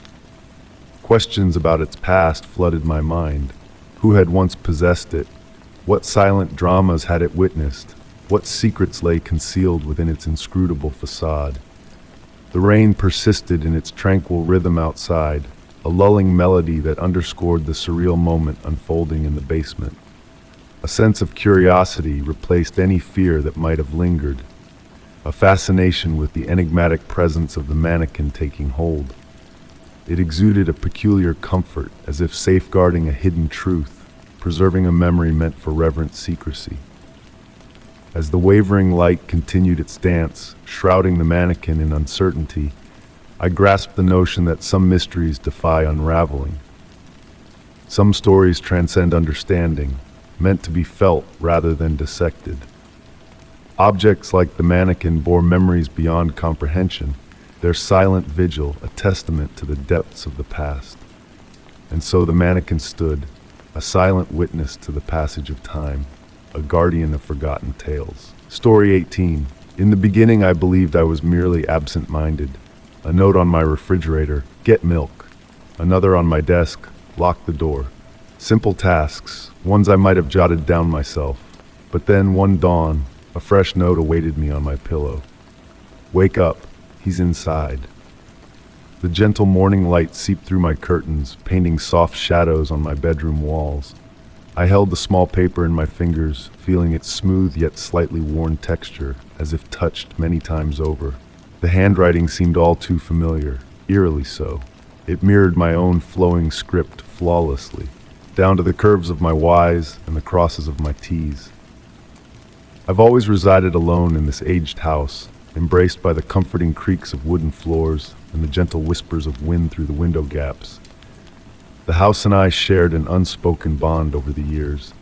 Every sound, every shadow held significance.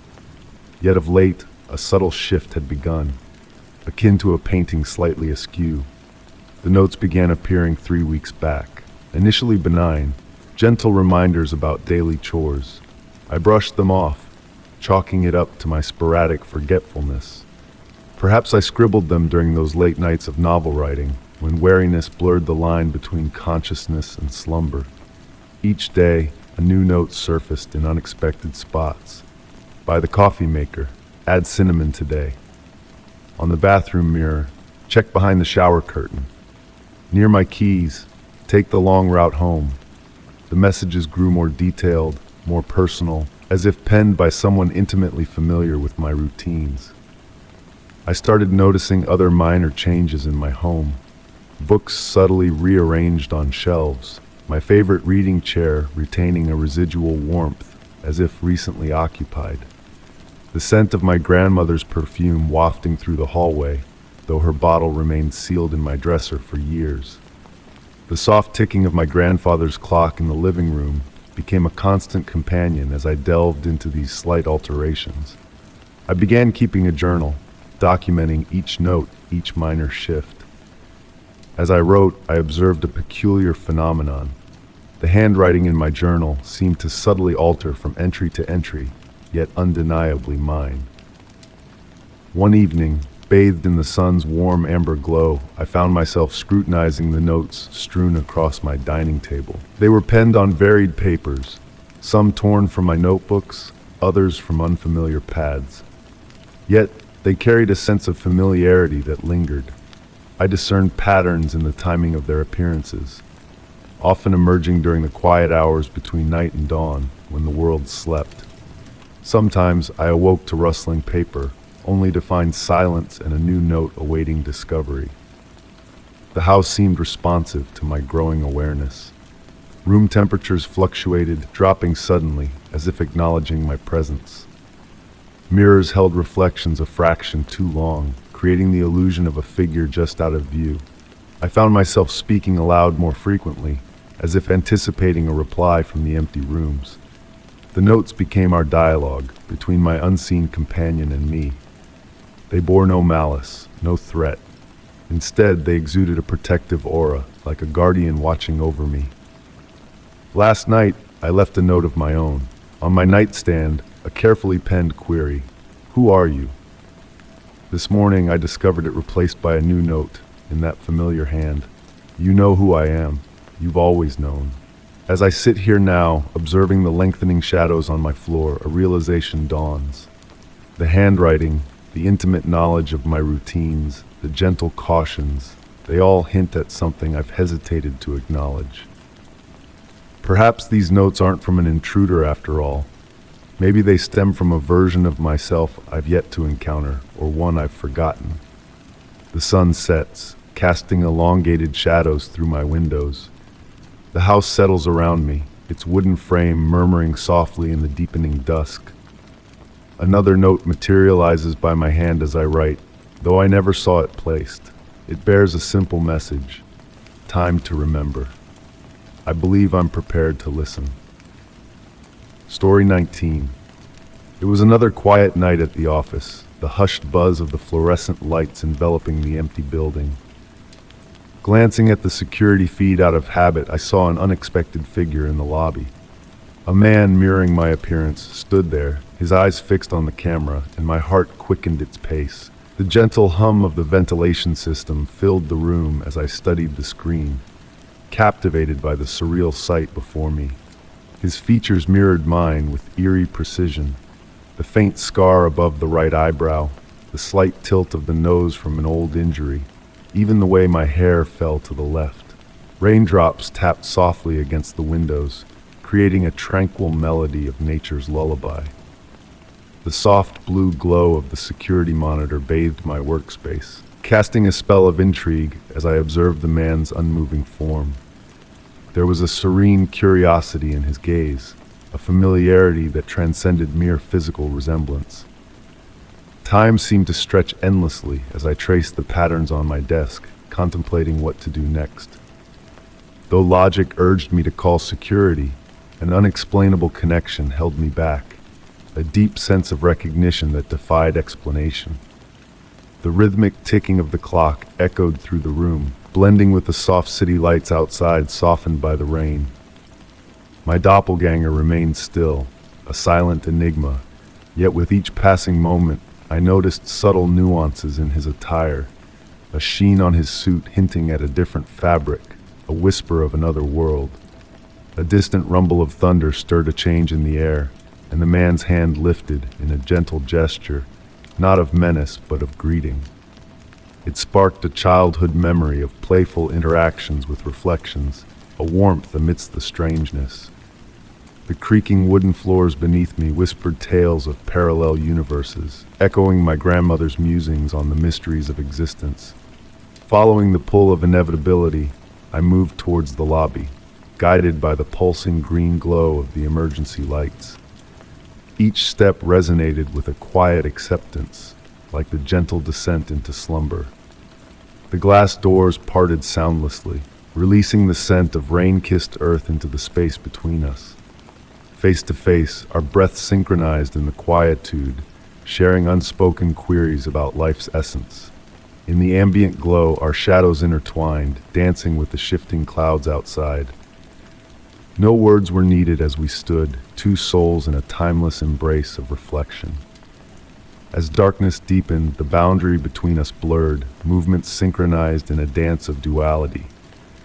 The security camera observed, its red light pulsing like a distant beacon, capturing our mirrored selves in a transient embrace.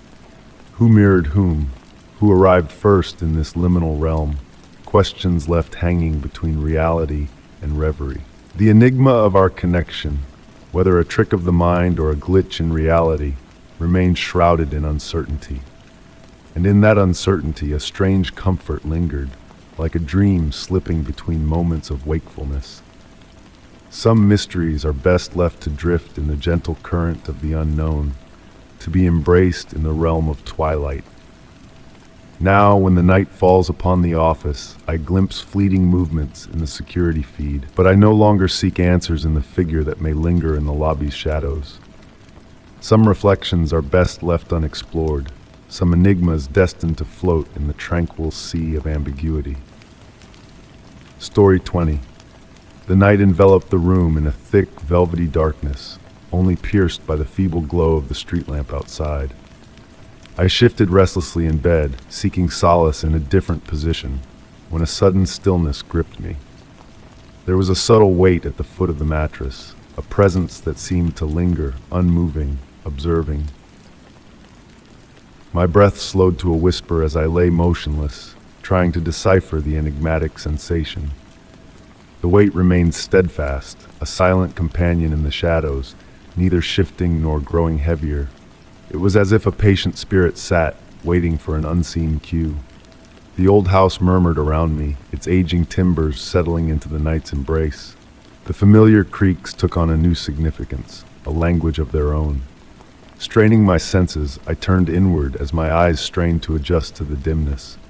A cool breeze brushed my skin, unseasonably chilly. The cotton sheets draped over me felt unusually weighted, anchoring me in place. Outside, the rustle of leaves in the night breeze, once a lullaby, now whispered cryptic messages that eluded my understanding. Time wavered, a fluid concept as minutes melded into hours, each passing moment pregnant with anticipation. The street lamp cast elongated shadows, dancing with the sway of tree branches, creating an eerie ballet of darkness. My heartbeat thudded steadily, a primal rhythm echoing in the stillness. Shapes materialized from the gloom as my eyes adjusted, revealing the familiar contours of the room. Yet, at the foot of the bed, a deeper shadow lingered, a silent sentinel. I found myself oddly tranquil, a sense of curiosity replacing the initial shock. The presence was neither hostile nor benevolent, merely occupying this space in quiet communion.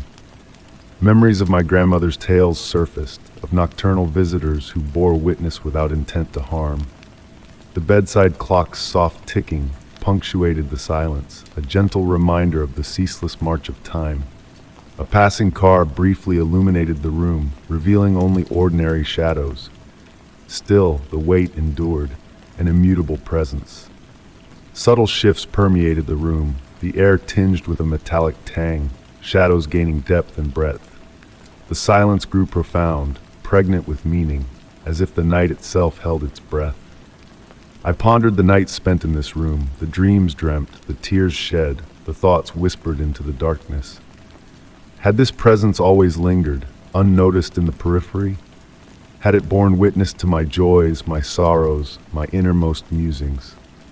Instead of unease, a sense of camaraderie blossomed within me, a shared solitude in the depths of night. As the first light of dawn caressed the room, the weight at the foot of the bed began to lift, dissipating like morning mist. I remained still, acknowledging the ephemeral nature of the unseen. Some things, I realized, were meant to be felt, not seen. When I finally rose, the room lay empty, bathed in the soft hues of morning. The indentation on the mattress where the weight had lingered remained smooth, untouched. Yet a transformation had occurred. The room seemed to have expanded, embracing new possibilities previously unseen. Each night, as I drift into slumber, I am attuned to the spaces around me in ways unexplored before. I discern the nuances of darkness, the cadence of silence, the weight of shadows. And sometimes, in the hushed depths of night, I sense that gentle presence at the foot of my bed once more. No longer do I recoil in fear or question its existence. Instead, I listen to the nocturnal whispers, pondering the tales my visitor has come to witness anew. Story 21. The old shop exuded the scent of history, a blend of aged paper and weathered wood. My steps echoed softly as I roamed among the shelves, my fingertips brushing over the dusty spines of forgotten books. Amidst the collection, one book beckoned to me. Its leather cover cracked with age, and as I gingerly opened it, a jolt of recognition pulsed through me. My name adorned the first page in a script unknown to me, sending a shiver down my spine. Outside, the rain whispered against the panes, its gentle patter weaving a delicate harmony with the quickening rhythm of my heart. Each step I took on the creaking wooden floor brought me closer to a well-loved leather armchair bathed in the warm glow of a small reading lamp. The amber light enveloped me, cocooning me in a soothing embrace within the shop's quiet embrace. Sinking into the chair, its familiar contours cradled me as I held the diary in my hands. Unusually warm to the touch, it seemed to pulse with a hidden energy, as though it had been waiting patiently for my arrival. Tracing my fingers over the faded ink, I noticed how some letters blurred into the yellowed pages, whispering secrets that begged to be unraveled. The first entry, penned decades ago, bore a striking resemblance to my own handwriting. The curves, the slant, almost mirror images. It began with a simple observation that resonated deeply within me. Strange how memories can slip between moments, like shadows passing through doorways unnoticed. As I delved deeper into the diary's pages, the rain outside shifted from a mere tap to a gentle murmur, its droplets carrying echoes of the past that intertwined with the present. The temperature in the room found a perfect equilibrium, neither too warm nor too cold, creating a sanctuary of tranquility that beckoned me to read on. The entries spoke of mysterious occurrences, of moments where reality folded in on itself, revealing glimpses of the unseen. Footsteps in empty rooms, reflections that defied logic, and ephemeral presences left no trace but lingered in the writer's mind. One passage stood out. Time is not a straight line, but a tapestry of intricate weaves and unexpected folds, where memories live simultaneously in different moments. This was not a tale of fear, but of awe and wonder. Each page unfurled a new layer of experience, blurring the boundaries between the known and the unknown. The writer's words were meditative, inviting me to drift into a serene state of curiosity. With each turn of the page, the rain outside orchestrated a symphony that harmonized with the rustling of paper, creating a hypnotic cadence. The lamp's glow cast a golden hue on the pages, as if the light itself was part of the narrative, guiding me through the writer's revelations. The diary wove a tale of interconnectedness across generations, of shared memories that flowed like a river through time, faces recognized in strangers, moments of déjà vu that hinted at a deeper unity beyond our understanding. "We are threads in a vast tapestry," one entry proclaimed, connected by invisible bonds waiting to be unveiled. As evening descended, shadows danced among the bookshelves, infusing the shop with an air of mystery. The rain persisted, a steady companion in the twilight hours. The final entries veered into the abstract, delving into dreams more vivid than reality, pondering the fluid nature of perception and memory. Hours slipped by unnoticed as I immersed myself in the diary's enigmatic musings, feeling a profound serenity settle within me. Between the lines, I found myself suspended in a realm where truth and illusion intertwined, where the unknown whispered its secrets in the language of tranquility. As darkness draped the room in its embrace, I closed the diary, the warmth of its cover lingering in my hands like a gentle caress. Beyond the windows, the rain sang its lullaby of uncertainty, a soothing melody that cradled me in its embrace. Some mysteries, I realized, are not meant to be unraveled but embraced, guiding us into realms of introspection and peace. The diary, a bridge between worlds known and unknown, remained a silent companion, inviting me to surrender to the beauty of ambiguity and rest in the solace of existence. Story 22. The journey up the mountain unfolded in tranquility, with autumn leaves adorning the road in a tapestry of red and gold. The cabin stood true to its description, rustic, nestled in seclusion, a perfect sanctuary for a weekend escape. Yet, upon stepping inside, a sense of peculiarity gripped me. A duffel bag lay near the entrance, a half-drunk coffee cup sat on the table, and a solitary, unsettling note awaited on the bed. "Don't let him in." I paused, still clutching my own belongings, absorbing the crisp mountain breeze that meandered through the slightly ajar window.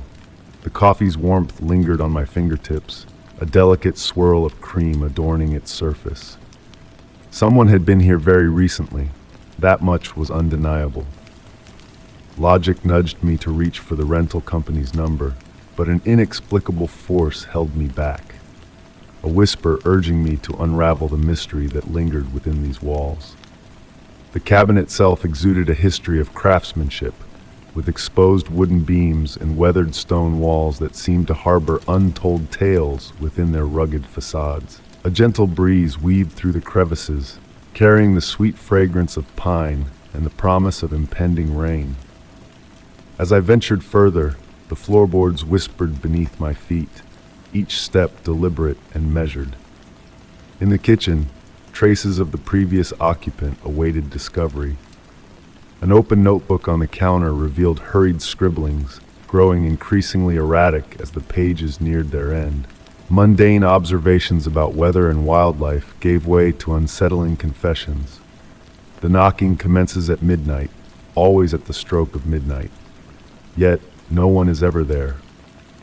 The sun began its descent, casting a golden glow that painted the cabin's interior in a soft light, elongating shadows across the wooden floor.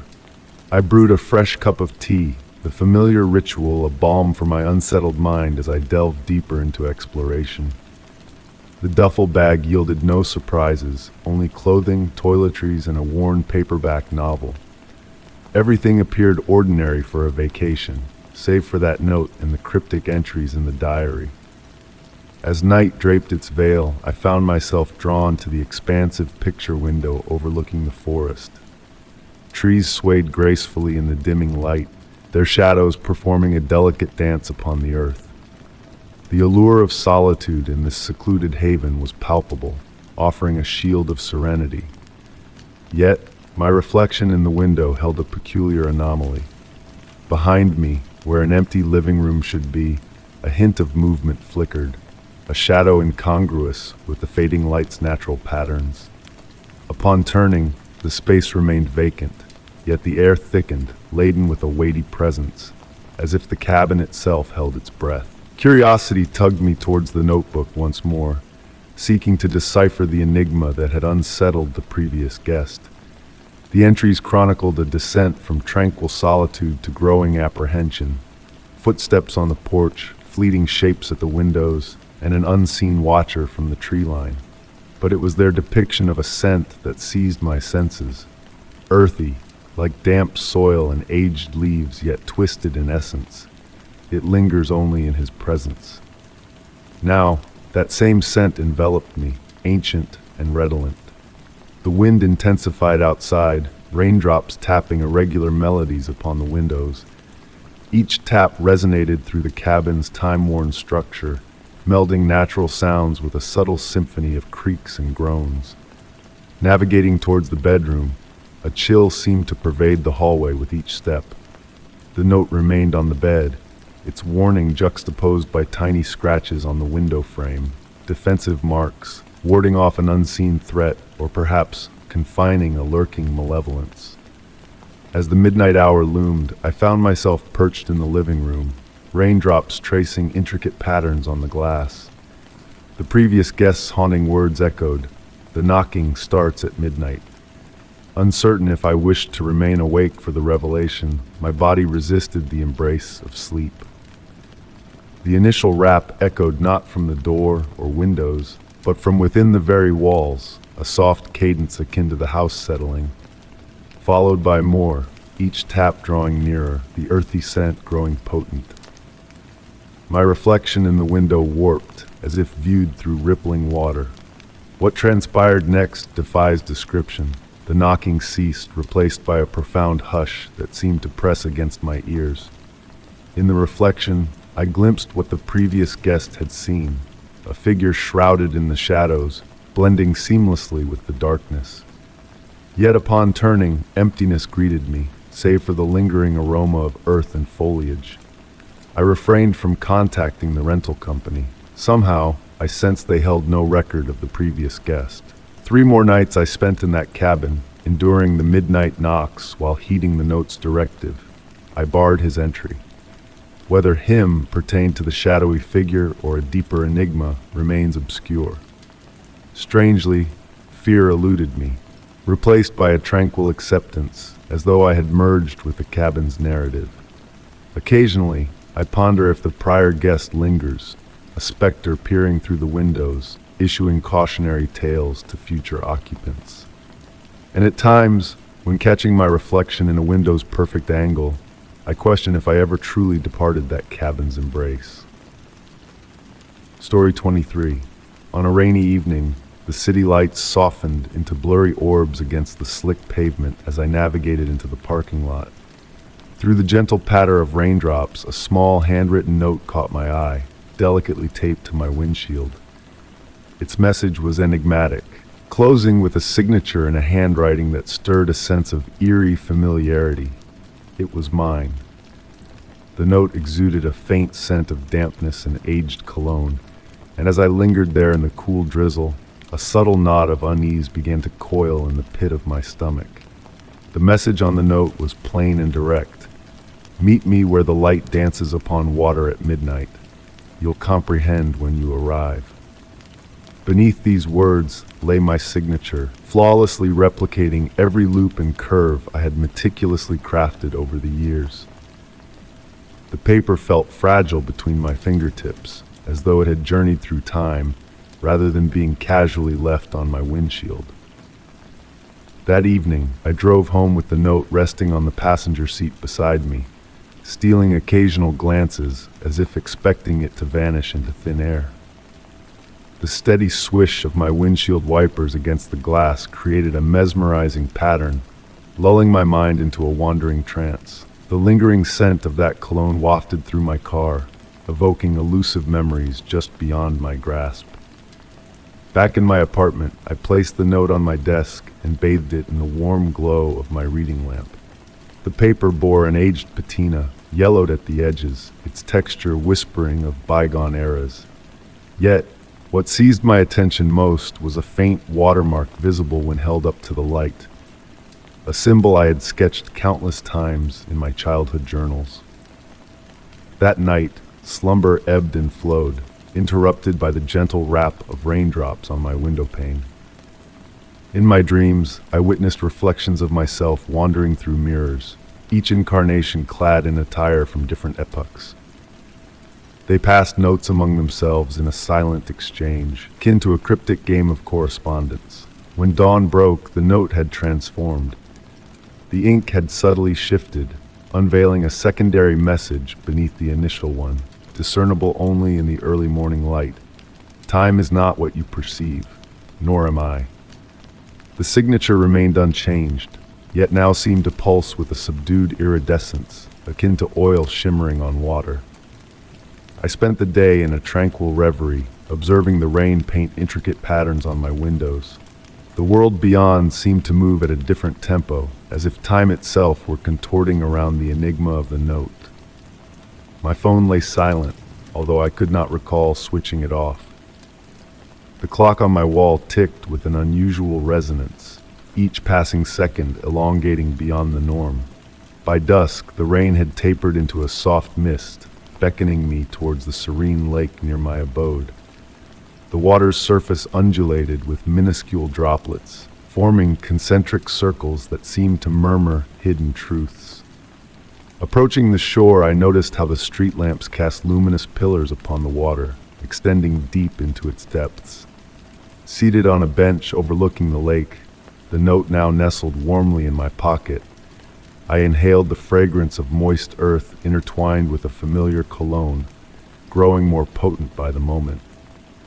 In the distance, a figure materialized at the water's edge, their silhouette blurred by the mist. Motionless, they gazed intently at the interplay of light and water. The figure raised their hand in salutation, and as if guided by an unseen force, my own hand mirrored the gesture without conscious volition. As I rose to approach, the mist began to twirl in intricate patterns, forming ethereal doorways of vapor that seemed to lead to a realm beyond. The scent of cologne intensified, accompanied by a flood of memories, not from my past but from moments yet to unfold. Before reaching the figure by the lake, I found myself back in my car, the note now bearing a fresh message. You have traversed this path before. You shall tread it again. Though the signature remained mine, I comprehended it was no forgery. It was genuine, inscribed by my hand in a moment yet to transpire. The rain continued its gentle descent, wrapping me in a cocoon of mystery that felt oddly comforting. Some queries, I realized, were not destined to be elucidated, but rather experienced, akin to the space between raindrops or the pause between heartbeats. The note found its abode in my desk drawer, yet at times late into the night, I swear I hear the rustle of paper reshaping itself into new missives. I frequented the lake, watching the dance of light upon the water's surface. On occasion, I glimpsed versions of myself, past or future, the distinction eluding me, stationed at various points along the shore. We exchanged knowing glances without uttering a word. The scent of cologne wafted between us, conveying messages more profound than language could articulate. The enigma of the note lingered, unresolved but embraced as a fragment of my being, akin to a soft echo trailing my footsteps. In moments of quiet introspection, I found myself reaching for a pen, pondering whether somewhere, at some point, another iteration of myself was receiving a note I had yet to pen. Story 24. The gentle cadence of raindrops tapping against my window had become a familiar companion during my late-night writing sessions. Each droplet embarked on a silvery journey down the glass, painting a fluid masterpiece of shifting light. The soft glow emanating from my desk lamp enveloped me in a warm aura of amber, while the rest of the room cradled itself in comforting darkness. I found solace in observing the raindrops, tracing intricate patterns in their meandering paths. Sometimes, amidst the hum of my thoughts, I would weave tales hidden within their crystal-clear trails. But tonight, a sense of intrigue lingered in the air. The water cascaded in peculiar ways, as if guided by an unseen force.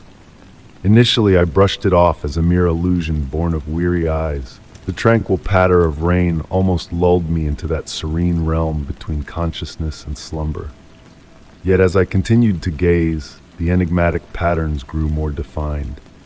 The droplets seemed to purposefully avoid certain spots on the glass, carving out dry spaces that slowly shaped an outline resembling a figure. I held my breath, leaning closer to the window. The reflection not only mirrored the rain, but also captured the dimly lit interior of my room behind me. Within that layered reflection of glass and water, a peculiarity caught my eye.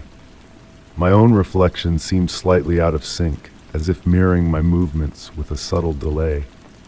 The murmurs of rain intensified, weaving a delicate melody that filled my ears. I remained transfixed as my reflection's hand extended to touch the glass, despite my own hand resting on my lap. The motion flowed with a graceful fluidity, akin to a dancer following steps unknown to me. A gentle warmth enveloped my skin, contrasting the coolness near the window. The features of my reflection began to shift, undergoing subtle transformations that rendered it simultaneously familiar and foreign. The eyes that met mine held a profound wisdom, depths that transcended time itself. Frozen in place, I watched as my reflection continued its ethereal metamorphosis. The face blurred the lines between gender and age, embodying a timeless essence. The rain weaved intricate patterns around it, forming a shimmering frame of silver, while the droplets defied gravity, swirling in perfect circles. A flicker of my desk lamp momentarily dimmed the room, and in that fleeting darkness, a presence brushed against me, tender as a mother's caress. As the light steadied, my reflection reverted to mirroring my movements flawlessly. However, the rain persisted in its mesmerizing dance of impossible circles, a silent testament to the extraordinary visitation. I sat by the window for hours, contemplating the mystical encounter. The lingering presence felt akin to a cherished melody, neither alarming nor intrusive. With the approaching dawn, the rain gradually tapered off, leaving behind a window adorned with mundane water streaks. On rainy nights since, I find myself drawn to that window, abandoning pen and paper on my desk. Occasionally, under the perfect conditions when the rainfall transforms the glass into a mirror, I catch fleeting glimpses of that alternate self observing me through the watery veil. A silent understanding binds us, my reflection and I, acknowledging that some enigmas are meant to be felt rather than deciphered. The rain persists in its descent, each droplet carrying the promise of another encounter. In the moments suspended between observer and observed, I ponder if in a distant realm, another version of myself sits by their own window, yearning to catch a glimpse of my world through the glistening threads of rain. Story 25. The hush of the night enveloped me, broken only by the gentle rhythm of the train wheels on the tracks. Nestled in the final carriage, I basked in the soft glow emanating from the delicate fixtures above. The air held a comforting warmth, and the ceaseless motion of the train cast a spell of almost hypnotic tranquility. Outside, the mist waltzed lazily in the darkness, its ephemeral forms teasingly melting away. In that dim-lit sanctuary, I believed myself to be the sole occupant of the carriage, until a peculiar sensation crept upon me. My reflection in the window melded with the obsidian night beyond, conjuring an enigmatic presence that seemed to observe me from the other side. The symphony of the rails, like a mechanical lullaby, whispered sweet promises of slumber. It was then I espied an anomaly in my reflection, a shadow lurking behind me, a silhouette seated a few rows distant.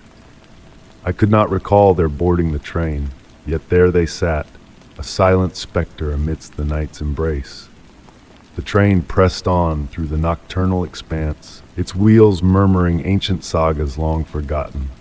With cautious deliberation, I pivoted to steal a glance. Amber light bathed the carriage, casting elongated shadows upon vacant seats. The figure, shrouded in a cloak of darkness, remained motionless, their countenance veiled beneath a broad-brimmed hat. Time ebbed languidly as I fixated on that silent voyager. A weight, heavy with memories not my own, pervaded the air, as if the very essence of history lingered within. The passenger, devoid of movement or speech, exuded an aura of belonging, as though they were an integral part of the train's fabric. Determined to investigate, I feigned a visit to the lavatory at the carriage's rear. Drawing nearer, I discerned the cloak's peculiar sheen, absorbing light rather than reflecting it. A chill crept through the air surrounding the enigmatic presence, carrying whispers of lavender and aged tomes.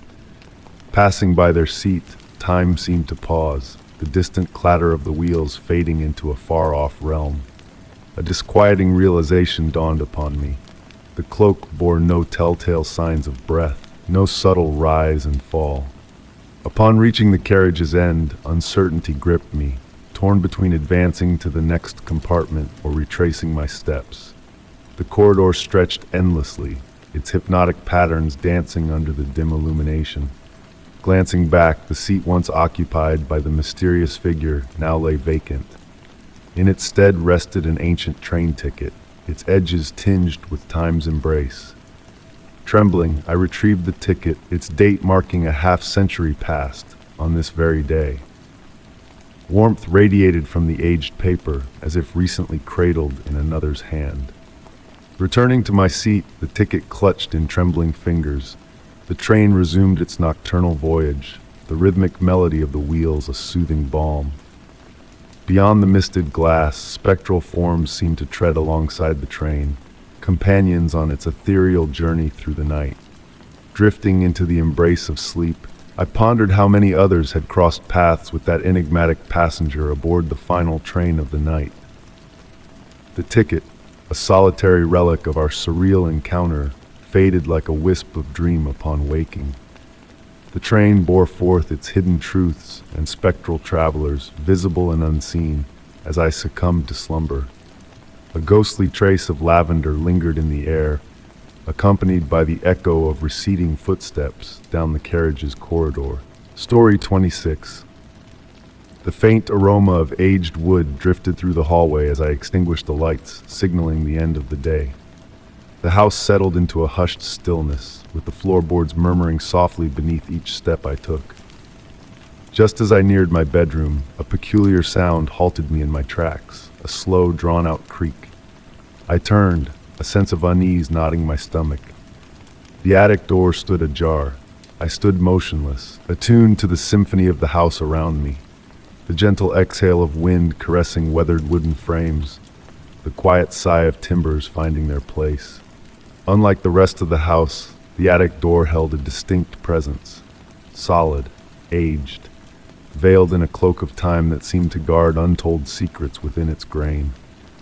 Ordinarily, I would have closed it promptly, yet an unseen force restrained me, a curiosity that wound its tendrils around my thoughts like wisps of mist. The darkness beyond the door was not impenetrable blackness. Instead, it possessed a soft, silvery hue, moonlight filtering through hidden apertures, casting ethereal shadows that danced with a life of their own. Almost involuntarily, my hand extended towards the door. The wood felt cool, its surface smoother than memory served. Layers of paint had yielded to reveal the raw essence beneath. Each contact evoked a memory, fleeting echoes of conversations long faded, whispers of bygone movements. One step followed another. The floorboards murmured in a different voice here. Instead of their usual sharp protests, they murmured, a soft melodic cadence that felt more like a breath than a sound. Recollections of my grandmother's tales floated into my consciousness.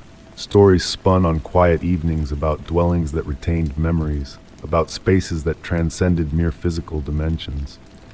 A gentle breeze brushed my skin, neither cold nor warm, but expectant.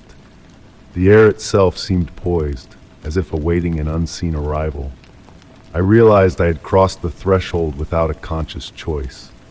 The attic defied my expectations. Moonlight bathed the room through a solitary window, painting a luminous rectangle on the wooden floor. Dust motes pirouetted in the light's embrace, moving with a deliberate, almost choreographed grace. Shapes materialized from the shadows, forgotten trunks, antiquated furniture, silhouettes pregnant with untold histories. One object beckoned my gaze, a diminutive wooden chair, perfectly positioned in the moon's glow, deliberate, intentional, as though someone, or something, had vacated it moments before my arrival. Approaching cautiously, I studied the chair. Its age showed in the smoothness of the wood, a veil of dust broken by a recent disturbance. A faint impression lingered, as if a spectral presence had just vacated the seat. The silence remained unbroken, yet it throbbed with a palpable vitality. Listening, watching. My fingers trailed along the chair's back, stirring a flicker of memory, distant, elusive. There was a familiarity to this chair, yet it felt alien, like a fragmented dream upon waking. In the distance, an owl's haunting call pierced the night. The sound reverberated through the attic, coaxing the dust motes into a graceful, ephemeral dance. For a fleeting moment, I fancied the moonlight shifted, weaving patterns that almost coalesced into recognizable forms. Then, tranquility prevailed. Without comprehending the reason, I sensed a presence beside me. Yet it was not a menacing solitude. It bore a gentleness. An observer intertwined with the very essence of the space. The chair stood sentinel. The moonlight maintained its silent vigil, and in the fringes of perception, A mutual understanding blossomed, a comprehension as deep as the roots of the ancient house itself. Some enigmas, I realized, were not meant to be unraveled. They were meant to be felt, experienced, etched into the soft recesses of consciousness, where reality and imagination meld into a tapestry of profundity and enigma. I lingered, inhaling slowly, a fragment of the room, a fragment of its narrative. Story 27. In the deep silence of the late-night hours, I found myself lost in a sea of unread emails, a digital ocean of forgotten words and missed connections. Amidst the clutter, a singular message stood out, its subject promising a tantalizing glimpse beyond. Intrigued, I clicked the enigmatic link, unknowingly opening a portal to a realm beyond comprehension. Instantly, my screen was awash with a kaleidoscope of shifting symbols and surreal visions that defied all logic and reason. The familiar hum of the room faded into obscurity, replaced by a low, resonant vibration that seemed to pulse in harmony with my racing heartbeat. As I gazed in awe at the mesmerizing images dancing before me, I found myself unable to tear my eyes away. Each scene unfolded like a vivid dream, blurring the boundaries between reality and fantasy. The soft glow of the monitor bathed the room in a gentle blue light, casting ethereal shadows that seemed to ebb and flow with a life of their own. Outside, a gentle rain began to fall, its rhythmic patter against the window pane adding a soothing cadence to the mysterious spectacle unfolding on my screen. Shapes and forms emerged from the swirling chaos, gradually coalescing into recognizable patterns. Like old photographs developing in a dark room, the images unveiled their secrets one by one, drawing me deeper into their enigmatic embrace. The ambient sounds of my surroundings melded into a symphony of white noise, stretching and distorting time until it became a fluid, elusive concept. I watched in rapt fascination as scenes of impossible beauty and wonder unfolded before me. A solitary door standing in a boundless field, a tree reaching towards unseen horizons, a window framing a sky of unfamiliar hues. The temperature of the room fluctuated subtly, a gentle caress of warm and cool air that whispered secrets only the night could comprehend. The scent of rain-soaked earth mingled with the comforting aroma of old books and electronics, filling the air with the sense of ancient wisdom and hidden truths. With each breath, I felt myself drawn deeper into the enchanting tapestry of images, each more captivating than the last. Gardens bloomed in hues unseen by mortal eyes, their petals shimmering with otherworldly light. The rustling of leaves outside synchronized with the digital flora, blurring the lines between the tangible and the intangible in a mesmerizing dance of existence. Drawing closer to the screen, I made a startling discovery. The reflection staring back at me was not my own, but a distorted version of my reality. Shadows formed cryptic patterns on the walls, spelling out messages in languages beyond comprehension, yet somehow understood. The very fabric of my room seemed to pulse with a hidden energy, a silent communication that transcended the confines of the physical world. Hours slipped by unnoticed, the boundary between past and present dissolving into the ether. Staircases led to doorways aglow with starlight, corridors twisted in defiance of geometry, and gardens sang silent hymns to the watching moon. The hum of the computer evolved into a celestial melody, harmonizing with the rhythm of my own heartbeat as the rain outside played its natural symphony. In the shifting shadows of my room, a subtle movement caught my eye. Not menacing, but curious, as if the very essence of the night itself had come alive in silent observation. The warm glow of the desk lamp pulsed in time with the flickering images on the screen, casting a gentle radiance that seemed to polish reality to a luminous sheen. As the images began to fade like echoes in the wind, leaving behind a residue of wonder in their wake, I felt a profound shift in the fabric of my perception. The divide between the digital and the physical had blurred, leaving me suspended in a liminal space of infinite possibilities. When the screen returned to its mundane state, the timestamp mocking the brevity of time past. I knew that I had glimpsed something beyond the grasp of ordinary understanding. The elusive link had vanished, leaving no trace of its existence save for the lingering resonance in the air. The rain whispered secrets against the window, a language of codes and enigmas that teased at the edge of comprehension. On quiet nights, when the world grew still and the veil between realms grew thin, I felt the familiar hum reverberate through my very being, a reminder of the mysteries that dwell in the hushed spaces between waking and dreaming.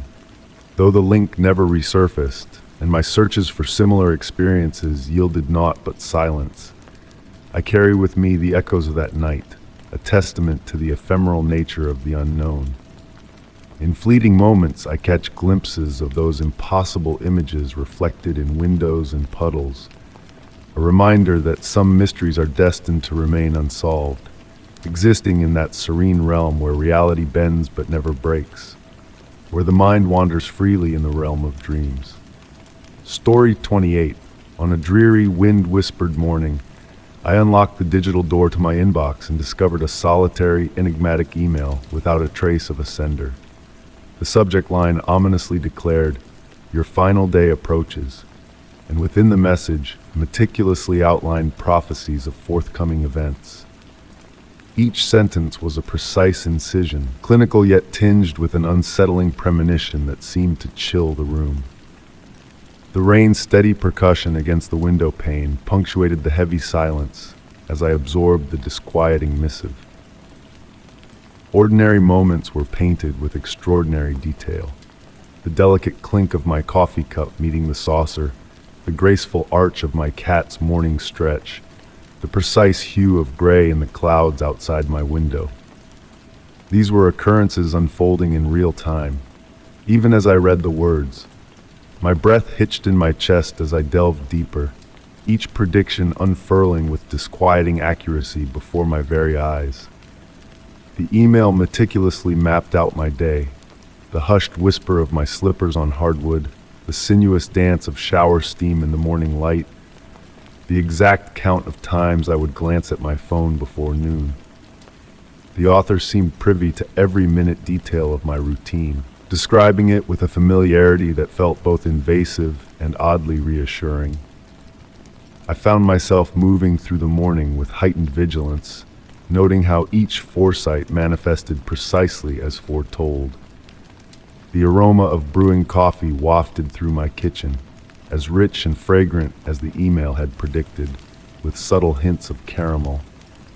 The neighbor's wind chimes tinkled in the breeze at the precise moment of 8:47 a.m., just as written. Even the pattern of water droplets on my bathroom mirror mirrored the intricate description. As the morning melted into afternoon, subtle shifts in my surroundings began to unfurl. The quality of light subtly changed, casting shadows that seemed to possess a life of their own. The air thickened with an indefinable stillness, as if time itself held its breath. The email had foreseen these alterations as well, narrating them with the same detached accuracy that characterized its earlier revelations. My phone emitted sporadic, ethereal chimes, not the usual notifications, but something more melodious and ethereal. The email had alluded to these as whispers from the threshold. Each chime seemed to charge the air around me with an intangible weight, pregnant with possibility. The prophecies continued to unfold flawlessly throughout the day. My coffee grew cold before I could finish it, abandoned during an unexpected call. A cloud drifted over the sun at the exact moment, shrouding my room in fleeting darkness. My cat paused at the window multiple times, fixated on something unseen by my eyes. As evening crept closer, I found myself in a state of heightened awareness, every sensation amplified. The gentle rustle of curtains in the breeze morphed into a murmured dialogue. The shadows in the room's corners pulsed with veiled significance. The email had anticipated this awakening too, this gradual unveiling of the hidden layers of reality just beyond my reach. What struck me as most peculiar was the calm that settled within me. The email had prophesied this as well, Not dread or panic, but a tranquil acceptance, a silent intrigue about the unfolding future. The message concluded with a depiction of the present moment, me nestled in my favored chair, bathed in the day's waning light filtering through the windows, casting elongated shadows across the floor. The final paragraph lingered unopened in my inbox.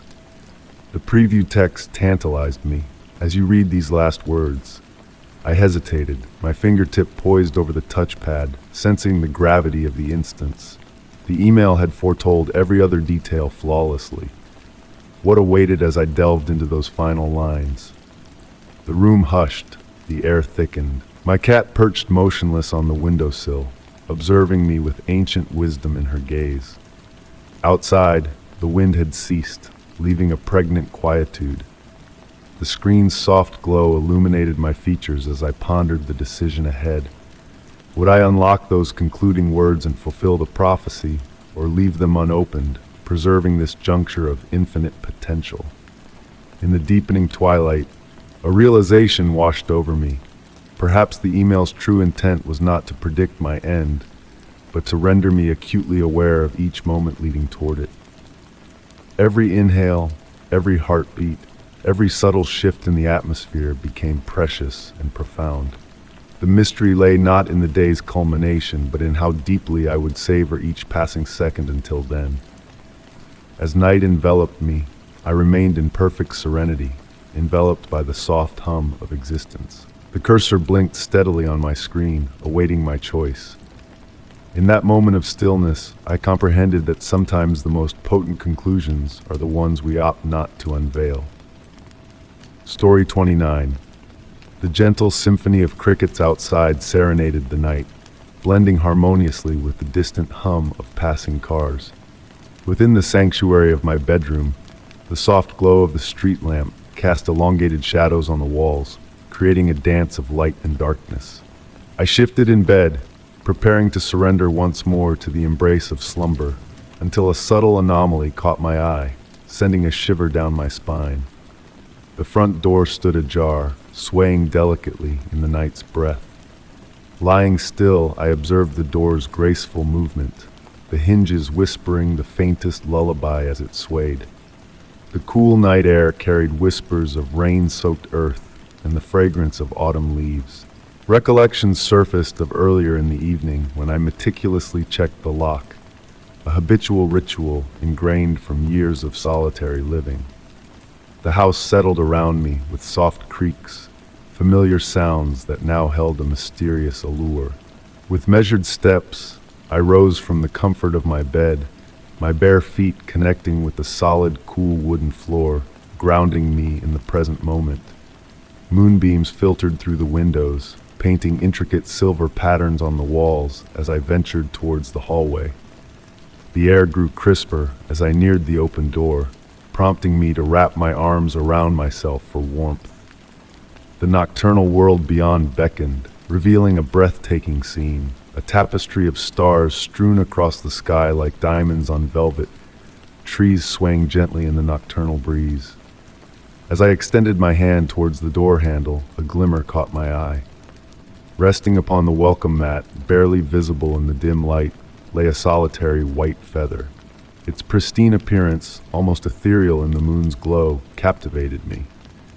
In the kitchen, I placed the feather gently on the counter and prepared a soothing cup of chamomile tea, allowing the familiar ritual to soothe my senses. The warm fragrance mingled with the night air that enveloped my home. While waiting for the tea to steep, I noticed a peculiar quality about the feather. A subtle, almost imperceptible luminescence emanated from its delicate form. Memories surfaced of my grandmother's tales about nocturnal visitors, kindly spirits that watched over the slumbering. She spoke of them leaving small tokens, signs of their benevolent presence. Once dismissed as mere bedtime stories, I now pondered their veracity as I observed the feather's gentle radiance. The microwave clock displayed 3:33 a.m., a time whispered about in my grandmother's lore as the gentle hour when the veil between realms thinned. Her stories painted this hour as a time of tranquility, where ethereal beings traverse the boundaries of existence. With tea in hand and feather cradled tenderly, I retraced my steps to the bedroom. The door remained ajar, the nocturnal breeze now stilled. As I approached to close it, a delicate melody drifted in from outside, a melodic whisper akin to wind chimes, yet imbued with intention and grace.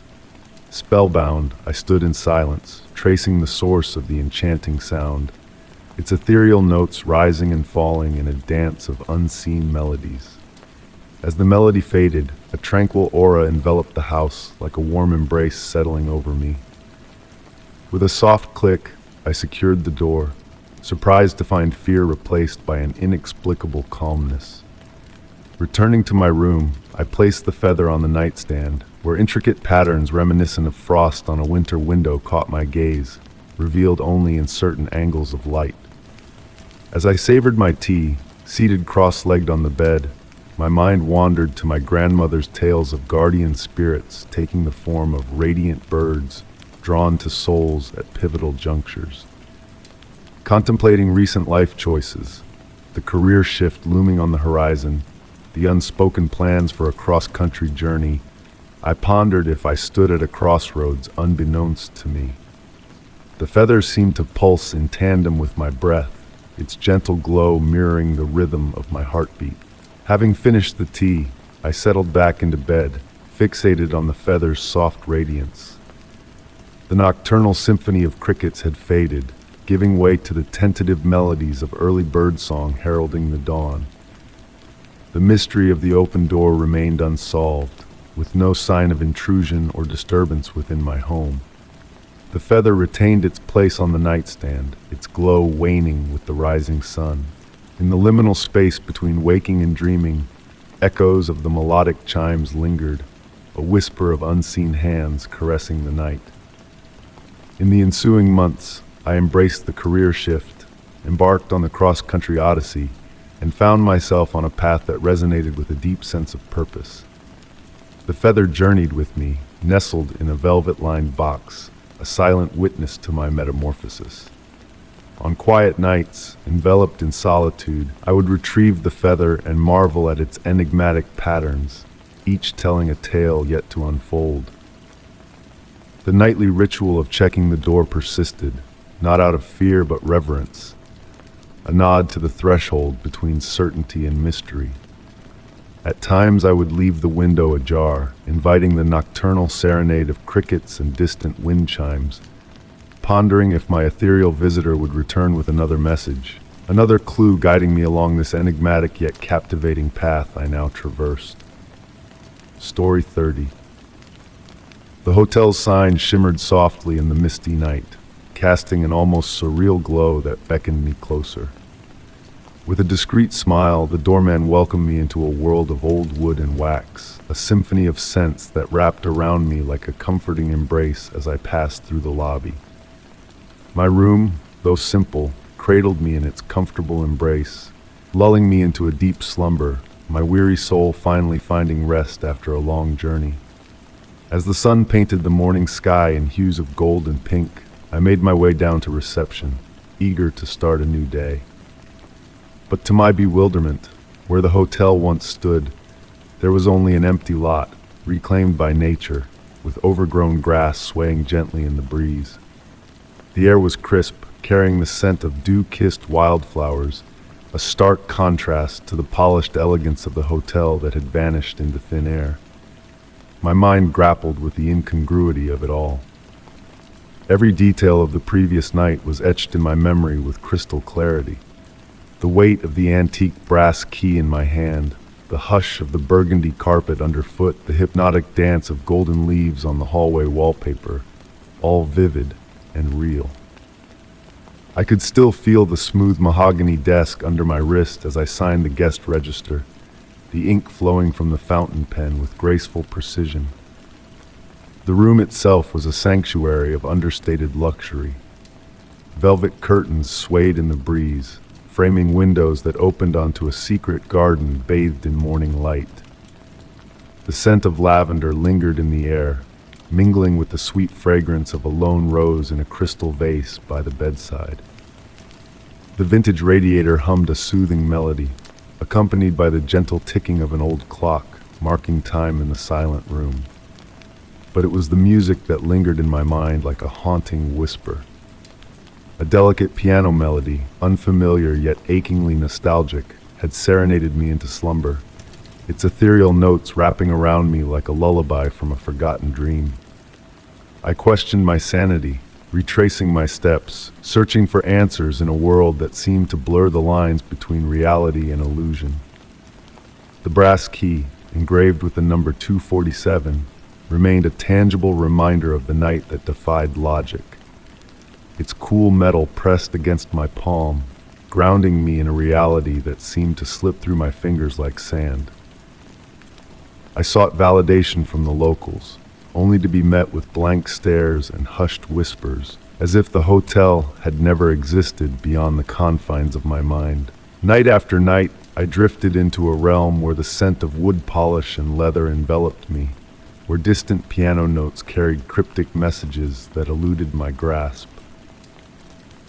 The key sat on my bedside table, a silent sentinel that glimmered with a faint inner light, as if yearning to unlock secrets buried in the depths of my memories. Torn between letting go and holding on, I found myself suspended in a liminal space where reality blurred with fantasy, and the line between dream and waking life grew thin. The key whispered of a hidden truth, of a place that existed for a fleeting moment in time, a sanctuary for lost souls seeking solace in its enigmatic embrace. And so I keep the key close, a silent witness to the mysteries that linger in the shadows of my mind. Perhaps one fog-laden night, the hotel will materialize before me once more, its sign glowing softly in the darkness, the doorman waiting with his enigmatic smile, ready to welcome me back into a world that defies explanation. Until then, I drift on the currents of memory, haunted by the echoes of a hotel that exists only in whispers and the music of a forgotten melody. Story 31. The gentle crackling of the fireplace enveloped the room in a soothing embrace, casting flickering shadows that danced on the walls. By my side, my loyal dog nestled close, his soft fur a comforting presence against my hand. With half-closed eyes, he exuded a sense of contentment, basking in the warmth of the fire's glow. Suddenly, a shift in the atmosphere stirred him from his peaceful repose. His ears perked up, his breaths deepening as if sensing a subtle shift in the unseen currents of the room. Rising abruptly, he fixed his gaze upon a shadowed corner, his body tensing with an unspoken alertness. Initially, I dismissed his reaction as a mere quirk of his sensitive nature. Max had always been attuned to the slightest disturbances, a rustle of leaves, a scurry of tiny feet in the walls. Yet this time was different. His bark held a note of uncertainty, a question lingering in the air like a wisp of smoke. As I followed his unwavering stare towards the darkened recess of the room, where an old, weathered bookshelf stood sentinel, a subtle chill crept into the air. Despite the crackling warmth of the fire, a pocket of cold seemed to emanate from that very corner, sending a shiver down my spine. Wrapped in my cozy blanket, I observed as Max cautiously advanced towards the enigmatic spot, his tail neither tucked nor wagging, a silent sentinel in this nocturnal vigil. Night after night, this became our ritual. He, the guardian of unseen realms, and I, the curious observer of spectral mysteries. Gradually, I noticed subtle shifts in the room's ambience. Books would subtly rearrange themselves in the quiet hours. Temperatures would inexplicably rise and fall. An unfamiliar scents would drift through the air, hinting at an ethereal presence. Fascinated by these occurrences, I began documenting them in a journal, tracing the patterns that emerged like constellations in the night sky. The phenomena seemed to intensify under the watchful eye of the waning moon, or the gentle patter of rain against the window panes. In the hushed moments between wakefulness and slumber, I felt a fleeting connection to the otherworldly energies that swirled around us. The shadows deepened, taking on a liquid quality that defied rational explanation, teasing at the edges of my perception. Despite the inexplicable nature of our nightly encounters, there was an undercurrent of tranquility that permeated the room. Max, with his watchful presence, seemed to bridge the gap between realms, his gentle whines a subtle acknowledgement of the unseen forces at play. As I sit now, pen in hand, bathed in the warm glow of the firelight, Max rests at my feet, a faithful companion in this dance of mystery and wonder. The ancient bookshelf looms in the corner, a silent witness to the enigmatic bond we share with the unknown. In the deepening shadows of nightfall, I have come to accept that some mysteries are not meant to be unraveled, but simply embraced. The crackling firelight, the gentle snores of my companion, and the whispers of shadows hold me in a tranquil reverie, a testament to the beauty of the unseen world that surrounds us. In these quiet moments, where understanding transcends sight and dives into the depths of intuition, I find solace in the gentle mysteries that weave through our lives like threads of silk, delicate and enigmatic. As the night deepens and the shadows lengthen, I surrender to the timeless allure of the unknown, guided by the soft touch of the nocturnal breeze and the whispered secrets of the night. Story 32. It all began with a dream that visited me night after night. A mysterious figure, always standing in the shadows, silently observing, never uttering a word, never making a move. Yet with each passing night, his presence felt closer, almost tangible. Then, just yesterday, as I made my way home, there he was. Across the street, a smile playing on his lips. The first time the dream came to me remains etched in my memory with exquisite clarity. The air carried the rich fragrance of autumn leaves and dew-kissed mornings, while a gentle breeze rustled through the bare branches above. In that liminal state between slumber and wakefulness, I glimpsed him, a tall silhouette draped in a dark, antiquated coat, his features veiled by the deepening dusk. He stood immobile beneath a flickering street lamp, its light curving around him, never quite touching his form. Each subsequent night, the dream would return, morphing subtly like ripples on a still pond. Sometimes, the breeze bore the scent of impending rain. Other times, it carried the sweet perfume of night-blooming jasmine. The backdrop shifted, a serene park, a deserted train platform, a mist-laden garden path. Yet he remained constant, a silent sentinel, observing, waiting. Gradually, I began to discern nuances about him. The way his coat swayed without a breeze, the slight disconnect between his body and shadow, the curious tilt of his head as he regarded me. His presence never felt menacing, but rather oddly familiar, akin to a half-remembered lullaby from childhood. The dreams grew more vivid with each cycle. I could hear the soft crunch of fallen leaves under his feet, though he never took a step. The air around him shimmered with an ethereal quality, reminiscent of heat waves dancing on a summer street. At times, I fancied seeing elusive figures moving in the darkness behind him, shadowy shapes that dissolved when I tried to focus on them. What unsettled me most was the creeping sensation that these were not mere dreams. They felt like peeks into an alternate reality, a realm lurking just beneath our own. The line between sleep and wakefulness blurred imperceptibly. I found myself questioning reality even in the harsh light of day. Then came the sense. During my waking hours, echoes of that autumnal fragrance from the dream would waft through my living space, despite sealed windows. At work, the familiar jasmine aroma would drift through the sterile office atmosphere, sending a shiver down my spine, an uncanny feeling of being observed. Subsequently, the sounds arrived.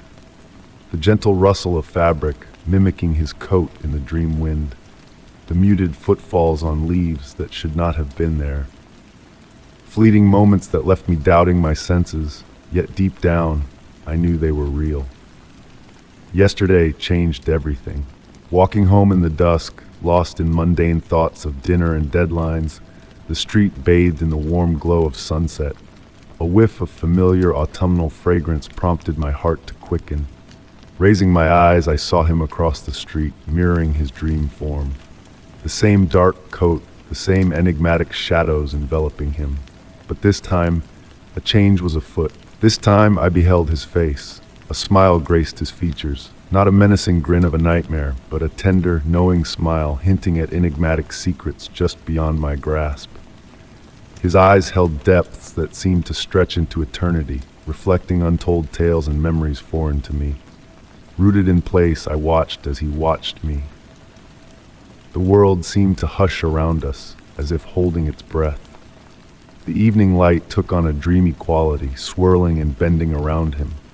For an instant, I glimpsed beyond the veil separating realities, realizing he had always been present, awaiting my notice. With a subtle gesture, he extended his hand in greeting, and a profound sense of recognition washed over me. Fear dissolved, replaced by an indescribable feeling of belonging.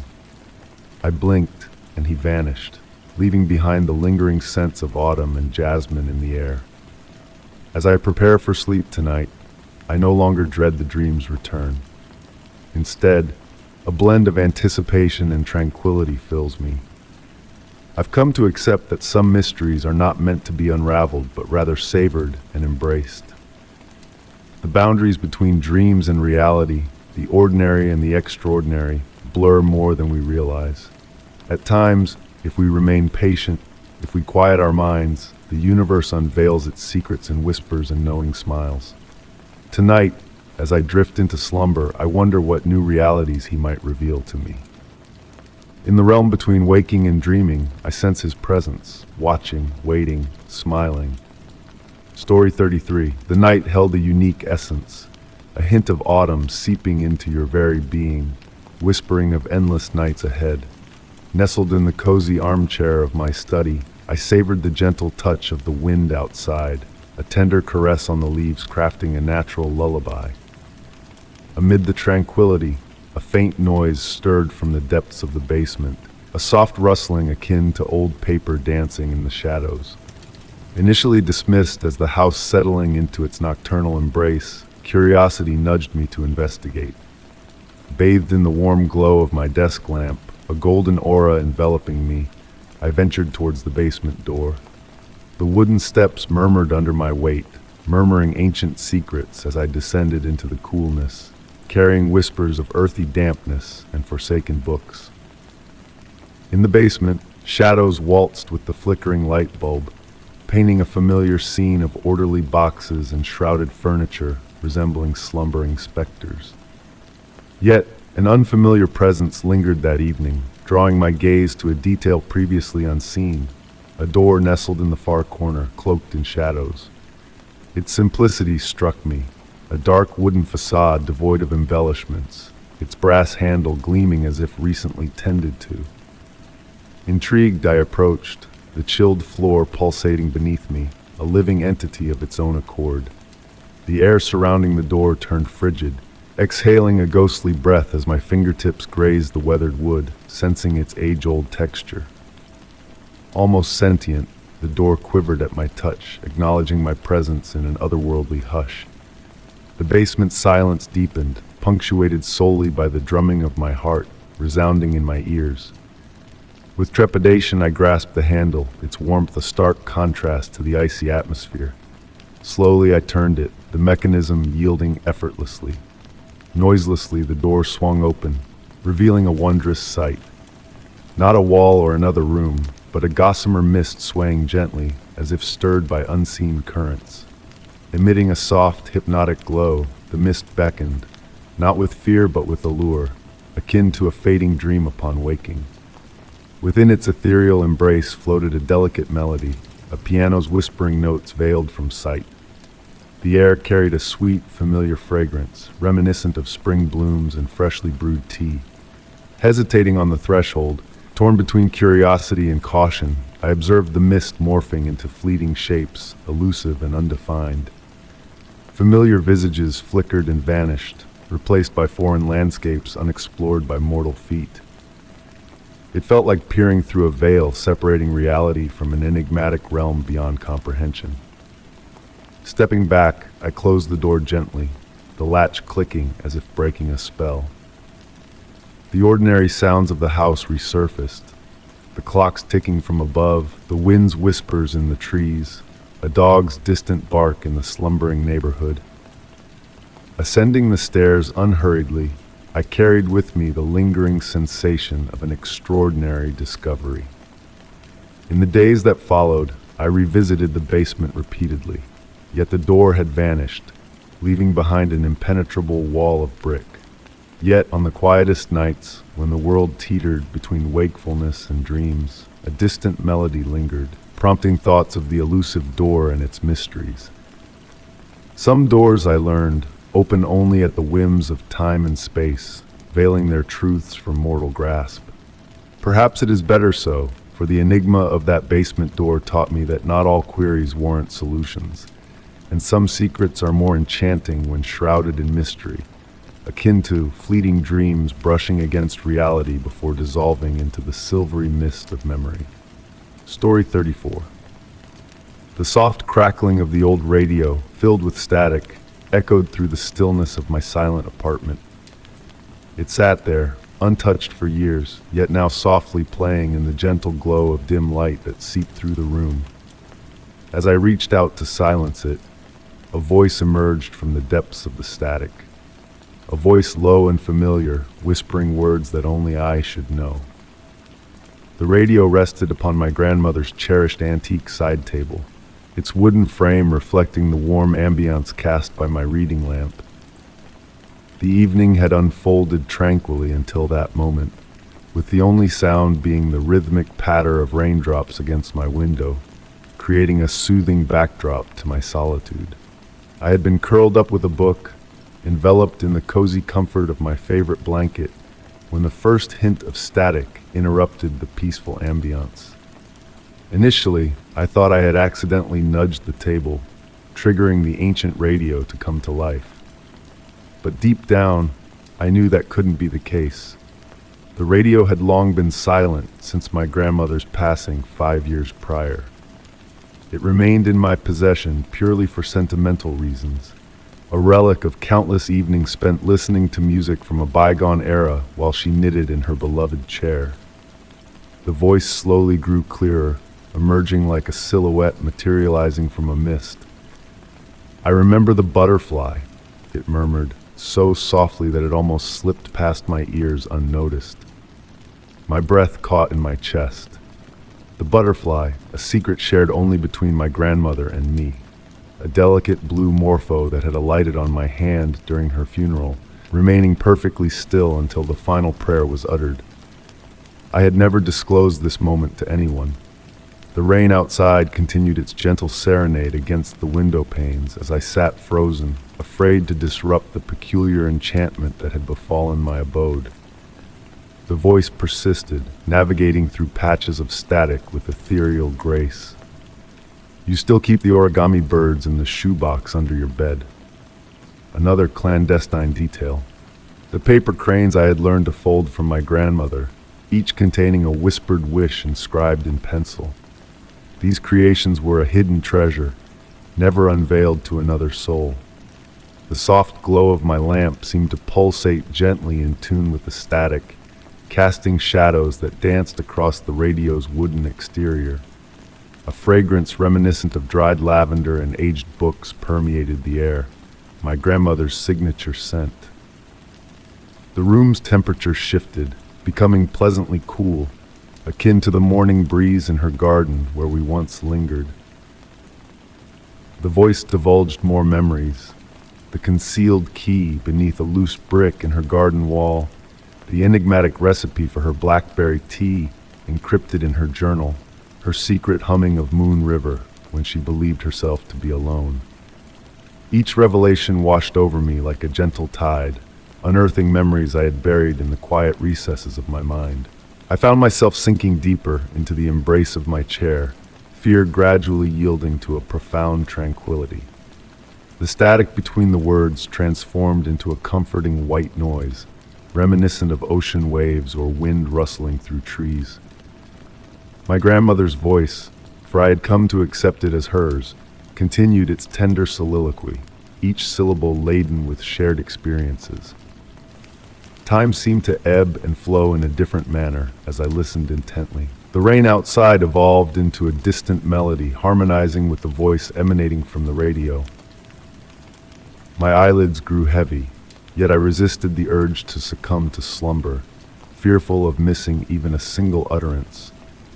The voice recounted summer afternoons in her garden, hidden pathways through the woods behind her home, stories left unfinished and yearning to be concluded. As the night deepened, the voice began to fade, fading once again into the realm of static. I longed to reach out, to pose the questions left unasked, but an invisible force restrained me. Perhaps certain enigmas are destined to remain shrouded, mysteries meant to be revered in their ambiguity. The final words pierced through the diminishing static like moonlight through clouds. The best secrets are the ones that remind us we're never truly alone.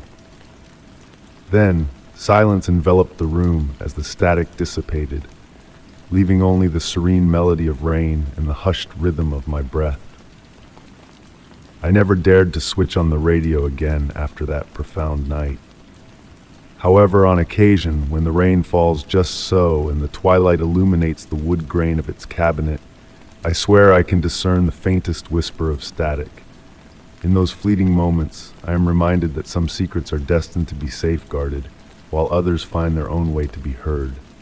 Story 35. The old thrift store exuded the scent of mothballs and faded reveries as I sifted through a stack of dusty VHS tapes. Amidst the forgotten relics, one tape stood out. No cover, no label, just my name, scripted in black marker. It was unfamiliar to me. Chills ran down my spine as I inserted it into the ancient VCR. Static danced on the screen, blending its soft hiss with the gentle whir of the aging player. The video quality was grainy, with tracking lines lazily scrolling across the display. Shapes began to materialize from the electronic snow. A room materialized from the static, a version of my childhood bedroom, yet somehow altered. The walls were painted in a shade of blue that didn't match my recollection, and the furniture was arranged in a way that felt both recognizable and unsettling. The camera moved slowly, revealing shelves adorned with toys that sparked a sense of familiarity, yet I couldn't quite pinpoint their origin. A music box on the dresser played a haunting melody that tugged at my memory, though I couldn't place owning one like it. The aged tape muffled the sound, adding an eerie quality that drew me further into my seat. Moonlight filtered through delicate lace curtains, casting intricate shadows that danced across the floor. Mesmerized, I watched as the camera captured the graceful movements of these shadows. Somewhere in the distance, the soft, melodic laughter of a child echoed, offering a strange sense of comfort despite the peculiar circumstances. The video continued its unhurried exploration of the room, unveiling details that seemed out of place in my memories. A shelf filled with books whose titles almost came into focus, their spines blurred. A collection of porcelain dolls that appeared to follow the camera's movement, their painted eyes gleaming in the dim light. I never had an affinity for dolls, yet these held a significance that eluded me. In a corner, an unfamiliar wooden rocking chair swayed ever so slightly, as if recently abandoned, the faint creak of its motion barely audible beneath the ambient hum of the tape. A handmade quilt draped over its back featured a pattern that stirred something deep within me. Geometric shapes that seemed to shift and transform with prolonged observation. The camera shifted towards the window, where rain began to fall outside. Each droplet created a gentle percussion against the glass, a soothing rhythm that weighed down my eyelids. Through the rain-streaked pane, the silhouette of an ancient oak tree swayed in a wind I couldn't hear, its branches reaching towards the window like gentle caresses. A child's drawing caught my eye, taped to the wall beside the window. It depicted a house, a tree, and what seemed to be a family of 4. Raised as an only child by my mother, the crayon rendering felt undeniably real. The camera lingered on the drawing, revealing a date in the corner, 3 years before my birth. The video feed flickered, and for a fleeting moment, I thought I glimpsed a reflection in the window glass, a woman standing behind the camera, her features obscured by shadows. She raised her hand in a gesture that felt oddly familiar, though her face remained a mystery. The tape continued to play, each image growing more distorted. Through the interference, fleeting glimpses of other rooms and moments flashed by. A kitchen with warm yellow walls, a garden left untended, a birthday party where the faces of the guests remained just out of reach. Each scene felt like a memory that should have been mine, yet remained elusive. As the video approached its conclusion, the camera returned to the bedroom. The rocking chair now moved with purpose, as though recently occupied. On its seat lay a small photo album that I had never laid eyes on before. Slowly, the camera zoomed in, revealing the album's cover. My name was embossed in gold letters, matching the handwriting on the tape. Just as the album began to open, the screen faded to black. I waited in silence, but no further images appeared. When I ejected the tape, it had transformed into a blank cassette, devoid of labels or markings, a mere relic of a bygone era. That night, as rain tapped against my window, I lay in bed haunted by the sense that I had witnessed something meant solely for me. The scenes replayed in my mind, each detail fading like a dream slipping from grasp upon waking. Thoughts lingered on the woman in the reflection, the family in the crayon drawing, the life captured on that mysterious tape that seemed to exist in a parallel realm of my memories. Sometimes, as I drift into slumber, the distant melody of the music box whispers in my ears, and in the liminal space between consciousness and dreams, I swear I feel the gentle sway of a rocking chair that never belonged to me, carrying me back to a room that lives solely on a tape whose reality I can no longer verify. Story 36. The hush of the night was broken by a distant, gentle tune. Nestled in my cherished armchair, a woolen throw draped over my knees, and a cup of chamomile tea, now cold, resting on the side table beside me, I glanced up from the book in my hands. The notes floated through the air like delicate snowflakes, almost imperceptible, yet undeniably present. It was a piano, I was sure, playing a melody unfamiliar yet tinged with a sense of déjà vu, like a faded echo of a forgotten dream. The house was cloaked in darkness, the only light emanating from the small lamp next to my chair, casting a warm glow around me. Shadows waltzed on the walls, following the enigmatic rhythm of the mysterious music. With a soft rustle, I rose from my seat, allowing the throw to slip to the floor. Each step I took on the wooden floor whispered a faint creak as I made my way towards the living room window. Outside, the night lay serene and quiet. The full moon bathed the garden in its silvery luminescence, revealing the swaying silhouettes of the trees in the gentle night breeze. Not a hint of activity stirred in the neighboring houses, all shrouded in darkness. Yet the music persisted, seeming to drift from all directions and none simultaneously. I meandered through the house, room by room, seeking the origin of the ever-evolving melody that seemed to shift subtly with my movements. In the kitchen, it whispered from the living room. In the living room, it beckoned from the stairs. On the stairs, it descended from the upper floor. It was a hypnotic interplay of echoes and reverberations, guiding me in a silent ballet through the familiar spaces of my abode. Upon reaching my upstairs bedroom, I noticed that the door stood slightly ajar, though I could have sworn I left it open that morning. Moonbeams filtered through the delicate curtains, painting intricate patterns on the floor. The music now resonated clearer, more defined, as if I drew near to its wellspring. Pausing at the threshold, I surveyed the room intently. My ancient music box, a keepsake from my grandmother perched on the bedside table, gleamed in the dim light. A relic I believed to be broken, never once opened through the passing years. Yet now, in the stillness of the night, its diminutive ballerina pirouetted languidly, casting her dancing shadow upon the wall.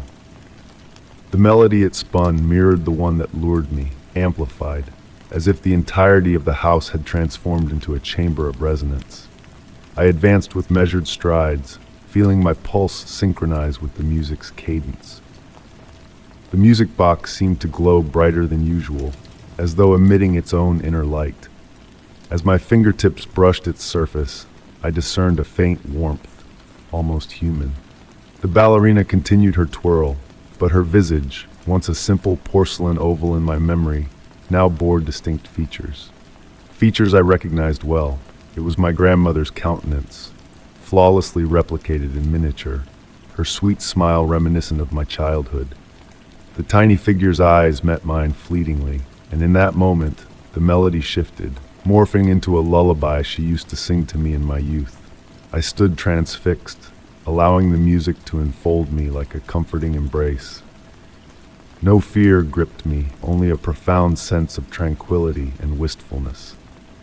The notes filled the room, gradually ebbing in intensity, like receding waves. As the music finally faded into silence, the music box closed with a soft click. Quietude descended once more upon the house, but it bore a different quality, pregnant with significance. Descending to my armchair downstairs, I retrieved the throw from the floor, enveloping myself once more in its cocoon of warmth. The book lay open at the page I had been perusing, yet my mind could not focus on the words. My musings lingered on the music box and my grandmother. I pondered how many other melodies lay captive in those silent gears all these years, awaiting the opportune moment for release. Since that night, sporadically, when the house grows particularly still and the full moon casts its glow upon the garden, a familiar, sweet melody wafts through the rooms. I no longer seek its origin. I merely shut my eyes and listen, understanding that some enigmas need not be unraveled to be comprehended. Story 37. The attic exuded the scent of aged wood and dust as I delved into the forgotten treasures tucked away in boxes. Amidst the jumble of memories, a precious find awaited me, my grandmother's antique music box. Its wooden exterior had weathered with time, yet the intricate carvings remained pristine. Neglected for years, its melodious charm had not graced my ears in what felt like an eternity. On a night shrouded in darkness, the clock striking 3 a.m., the ethereal chimes of its haunting lullaby drifted through the stillness of my chamber. Awake, perched in my reading nook by the window, I observed the raindrops tracing intricate paths down the glass panes. The soft patter of the raindrops had become my companion during yet another restless night.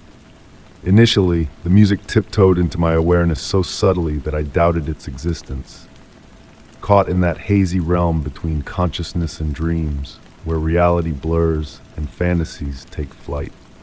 The tune bore a familiarity tinged with an unfamiliar cadence. Slower, more deliberate, each note lingered in the air, suspended like honey dripping languidly from a spoon. Laden with the weight of bygone years, of memories just beyond reach, the melody wove a spell around me. Earlier that day, I had positioned the music box on my dresser, beside a weathered photograph of my grandmother. Bathed in the soft glow cast by my reading lamp, the box cast a dancing shadow upon the wall, swaying gently as the flame flickered. The brass key lay untouched, a testament to my earlier failed attempts at winding it.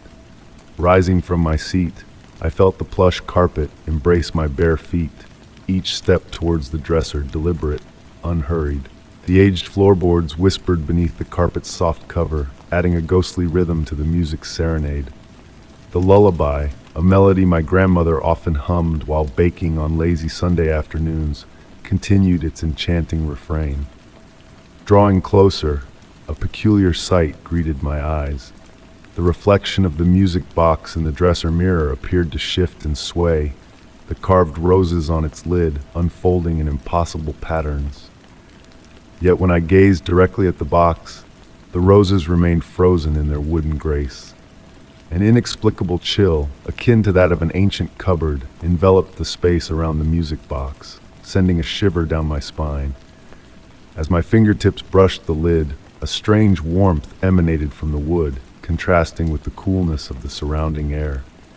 Within, the music box's inner workings hummed with life, the brass key stubbornly unmoved.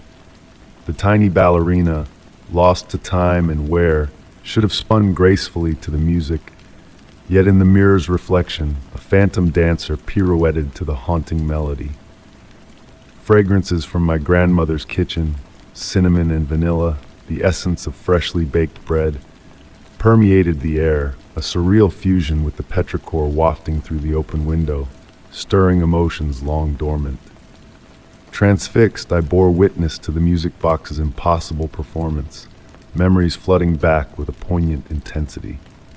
Beneath the lilting tune, my grandmother's voice seemed to murmur, not in words but in the essence of comfort and love it always carried.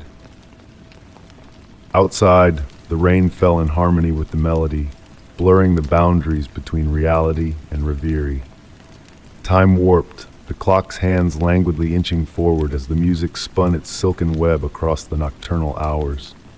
Swaying gently, I found myself transported to those bygone Sunday afternoons in my grandmother's kitchen, where she waltzed amidst rising dough, her laughter echoing through the cozy space. As the melody gradually slowed, it did not wind down conventionally, but dissolved into the air, each note melting like sugar in warm tea. The final note lingered, fading imperceptibly into silence, leaving behind the crisp scent of rain, mingling with the remnants of cinnamon and vanilla. Now hushed, the music box rested as it had before that mystical night, the brass key untouched, bathed in the soft lamplight's glow. Since that night, I refrained from attempting to wind the music box anew. On rainy evenings when sleep eludes me, I sit in my reading nook, observing the stillness of the carved roses, the dormant brass key. Yet in the mirror's reflection, at the edge of perception, the roses occasionally unfurl their wooden petals, a familiar warmth suffusing the room. I have come to realize that certain enigmas are not meant to be unraveled but experienced, akin to the pauses between musical notes or heartbeats. My grandmother's music box harbors its secrets, and I, in turn, keep my silent vigil, attuned to those rare moments when the veil between memory and reality thins just enough for a lullaby to drift through. Story 38. Amidst the quiet abandonment of the old amusement park, a place forgotten by time, I once passed without a second glance. Yet on a misty evening, veiled in fog, a mysterious tug beckoned me back. The rusted rides and tangled pathways whispered of a hidden secret as a solitary light glowed steadily at the heart of the park, pulsing rhythmically against the backdrop of decay. Its allure was hypnotic, drawing me further into the overgrown grounds, where memories lingered like echoes in the sweet air, redolent of cotton candy and childhood dreams. Beneath my feet, the gravel path murmured softly with each step, accompanied by the gentle rustle of tall grass swaying in the evening breeze. Nature had woven its tapestry over the once vibrant attractions, reclaiming the space with ivy, embracing skeletal frames, and moonflowers blooming in the shadows of forgotten laughter. As I ventured closer to the beckoning light, I noticed a peculiar fusion of decay and preservation that blurred the lines of reality. The nearest carousel stood frozen, its mirrors pristine and reflecting the pulsing light in fractured patterns across the ground. The weathered horses held a ghostly sheen in their painted eyes, hinting at secrets from bygone days. With each step, the details grew more intriguing, leading me to the park's central pavilion, a Victorian gem adorned with intricate woodwork that cast intricate shadows under the soft glow of the mysterious beacon. The rhythmic pulse of the light resonated deep within me, syncing with something primal, like the cosmic heartbeat of the universe.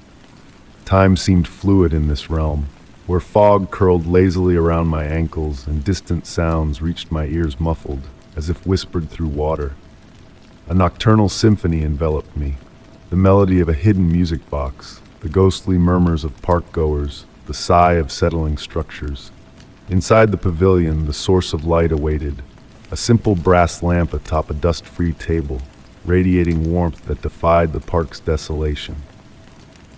Around it lay a collection of enigmatic artifacts.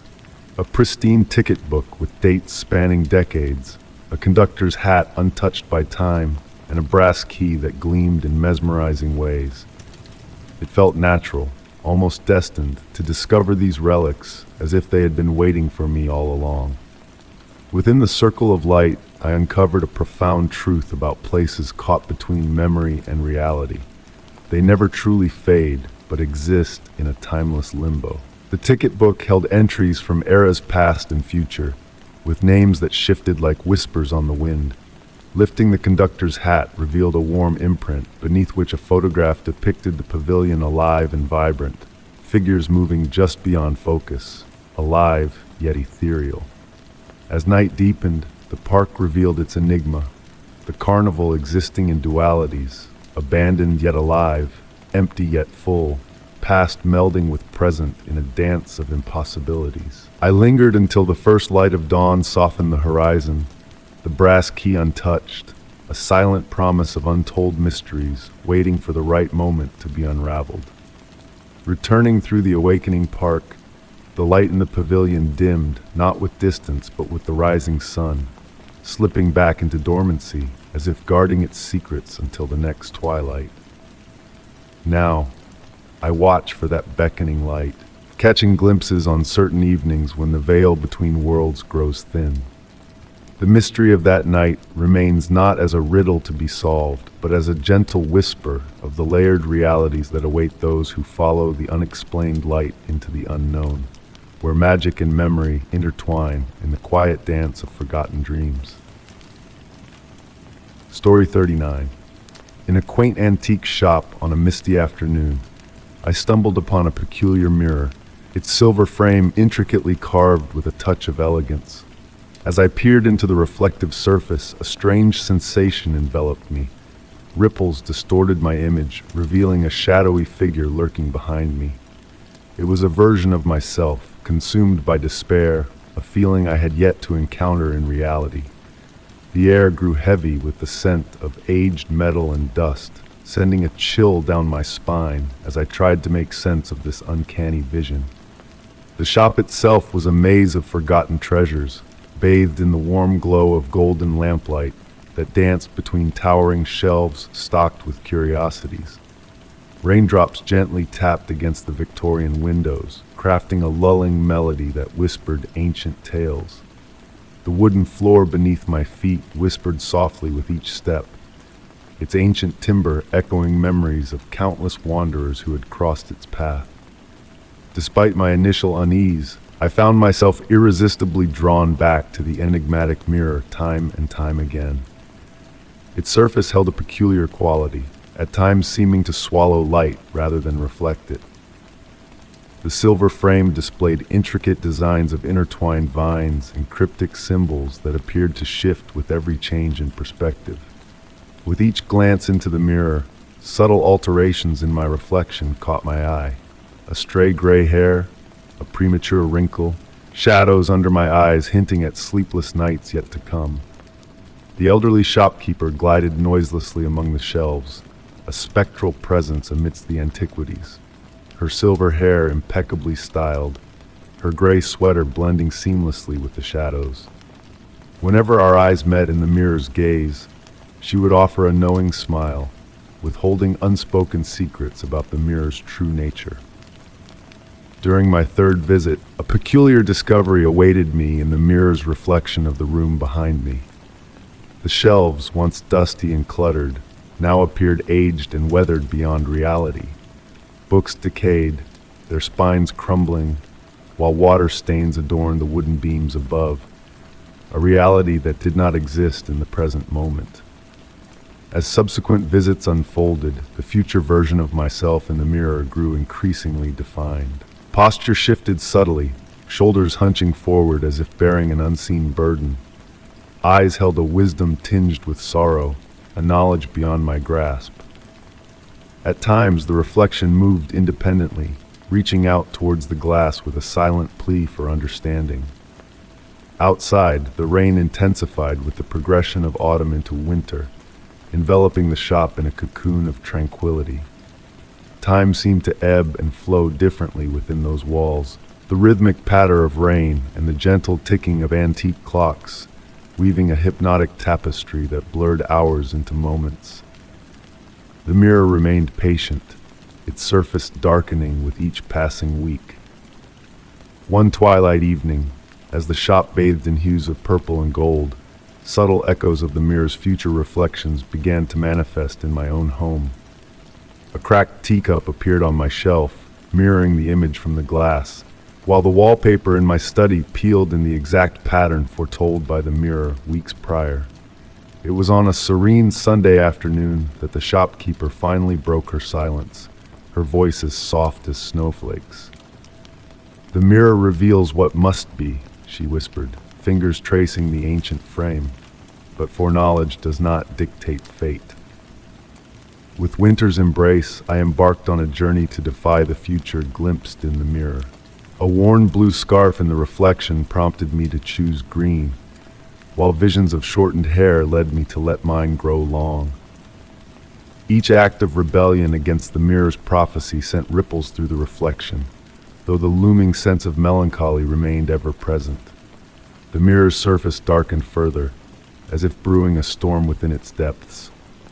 My reflection blurred, resembling a watercolor fading in the rain, the future self vanishing into shadows, leaving behind mere echoes of what may come to pass. In time, I found solace in the mirror's cryptic revelations, the soft glow of lamplight, the steady rhythm of raindrops, and the enigmatic reflections became a meditation on the enigma of time. What once evoked horror transformed into a serene acceptance of life's uncertainties. Now I sit amidst the shop's timeless embrace, surrounded by the symphony of ticking clocks and falling rain. The mirror's surface now a deep abyss, reflecting only fleeting glimpses of lamplight. In its depths, I catch sight of other visitors, captivated by their own reflections, each entwined in the dance of fascination and fear that once ensnared me. I have become a silent guardian of the shop's mysteries, a witness to the immutable yet ever-changing nature of the future, akin to images in an ancient mirror that holds the echoes of tomorrow. Story 40. The gentle glow of my bedside lamp, a soft yellow hue, barely reaches the hallway outside my room. As I lie in bed, my gaze fixates on the thin sliver of light seeping beneath my bedroom door. A shadow glides past, moving with deliberate slowness. My breath hitches in my throat. There are no accompanying sounds, no telltale footsteps. Summoning my courage, I eventually rise to investigate, only to find the hallway deserted. That eerie encounter occurred 3 weeks ago, and since then, the shadow has become a nightly visitor in my realm. I have grown accustomed to its silent companionship, though its presence remains an enigma to me. In the dead of night, the ancient wooden floors of my home orchestrate a symphony of faint creaks and murmurs, yet the shadow maneuvers in absolute silence. Tonight, raindrops patter gently against my window, while the wind whispers secrets through the trees outside. I find myself anticipating its arrival once more. My bedside lamp envelops me in its familiar warm embrace, casting a cozy sphere of light that accentuates the profound darkness beyond, infusing it with an air of mystery. The fragrance of lavender from my diffuser intermingles with the earthy scent of petrichor wafting in through the slightly ajar window. A ritual has evolved around these nocturnal visits. I prepare chamomile tea, letting its sweet, floral aroma permeate my room as I nestle into bed with a book. The shadow materializes between the turning of pages, always catching my attention when my gaze drifts to the gap beneath the door. Sometimes it lingers for several heartbeats, other times it glides past like a gentle zephyr. What captivates me most is its responsiveness to my emotional state. When anxiety clouds my mind, it moves languidly, as if seeking to console me. On tranquil nights, it merely drifts by, akin to a leaf dancing on an autumn breeze. Despite the inexplicable nature of its presence, I have never felt threatened by the shadow. My grandmother used to regale me with tales of houses developing their own consciousness over time, absorbing the emotions and experiences of their inhabitants. Perhaps this shadow is merely a manifestation of my home's concern, a silent sentinel ensuring my safety as I teeter on the brink of slumber. The demeanor of the house shifts come nightfall. The wooden banister on the stairs gleams softly in the moon's glow, filtering through the skylight. The antique grandfather clock in the hall below maintains its rhythmic ticking, a soothing echo that reverberates through the serene chambers. The very air seems pregnant with potential, laden with the weight of untold tales. Tonight, a deviation occurs in our usual nocturnal ballet. As I fixate on the gap beneath my door, the shadow materializes, yet instead of passing fleetingly, it lingers. Minutes trickle by, punctuated by the gentle ticking of my bedside timepiece. The shadow remains motionless, as if in anticipation. Without fully comprehending why, I address it for the first time. "Hello." My voice, barely a whisper, disrupts the tranquility of the night. The shadow stirs slightly, and for a fleeting moment I sense a form of acknowledgement, akin to a subtle nod from a familiar acquaintance. The atmosphere in my room warms, enfolding me in a comforting embrace, akin to being swathed in a soft, velvety blanket. The flame of my scented candle flickers tenderly, untouched by any discernible breeze. Despite having perused numerous tomes on the paranormal, on spirits and unexplained occurrences, none quite capture this sensation. There are no chilling drafts, no foreboding scents, no cryptic writings on walls or objects in motion. Only this serene presence, this shadow that stands sentinel over my nights. At times I ponder whether this shadow has forever dwelled here, and I am merely the first to acknowledge its existence. Perhaps it stood watch over the previous inhabitants of this abode, maintaining a silent vigil as generations traversed these hallowed chambers. Maybe it has awaited this moment, yearning for someone to recognize its presence, to embrace it as an integral facet of the house's natural cadence. As I recline here now, observing the shadow gradually dissipate like morning mist, a profound peace envelops me. The rain persists in its gentle serenade against my window, while the house settles around me with its customary creaks and sighs. I am cognizant that come tomorrow night, and every subsequent night, my enigmatic companion will return. By daybreak I shall resume my routine, yet a part of me will eagerly anticipate dusk, that juncture when I can resume this silent communion with the nocturnal denizens of my abode. I have ceased attempting to explicate this phenomenon to others. How can one articulate a presence that evokes solace rather than fear, enigma rather than dread? The shadow has melded seamlessly into my nightly regimen, akin to my chamomile tea and bedtime reading. As drowsiness encroaches upon my consciousness, I observe the frail beam of light beneath my door. The shadow drifts by for one final time, its movement so ethereal it could be a figment of my imagination. Yet, I now understand better. In this domicile, during the hushed interlude between midnight and dawn, not everything necessitates an elucidation. Thus I succumb to slumber, cocooned in the dulcet sounds of my nocturnal abode, secure in the knowledge that my inscrutable guardian will return on the morrow, gliding soundlessly beneath my door, a reassuring presence in the profound depths of night. Story 41. In the stillness of the forest, where the air carried the essence of earth and leaves, I wandered beneath the swaying branches as sunlight painted the world gold. A bird's distant melody guided my steps along a narrow path until the song vanished and the path disappeared before my eyes. Standing amidst the ancient breath of the woods, I felt the moss underfoot like velvet, each footfall sinking gently into its embrace. Evening descended, casting warm amber hues over everything, yet a subtle shift had occurred. Shadows lengthened, reaching out like gentle caresses across the forest floor.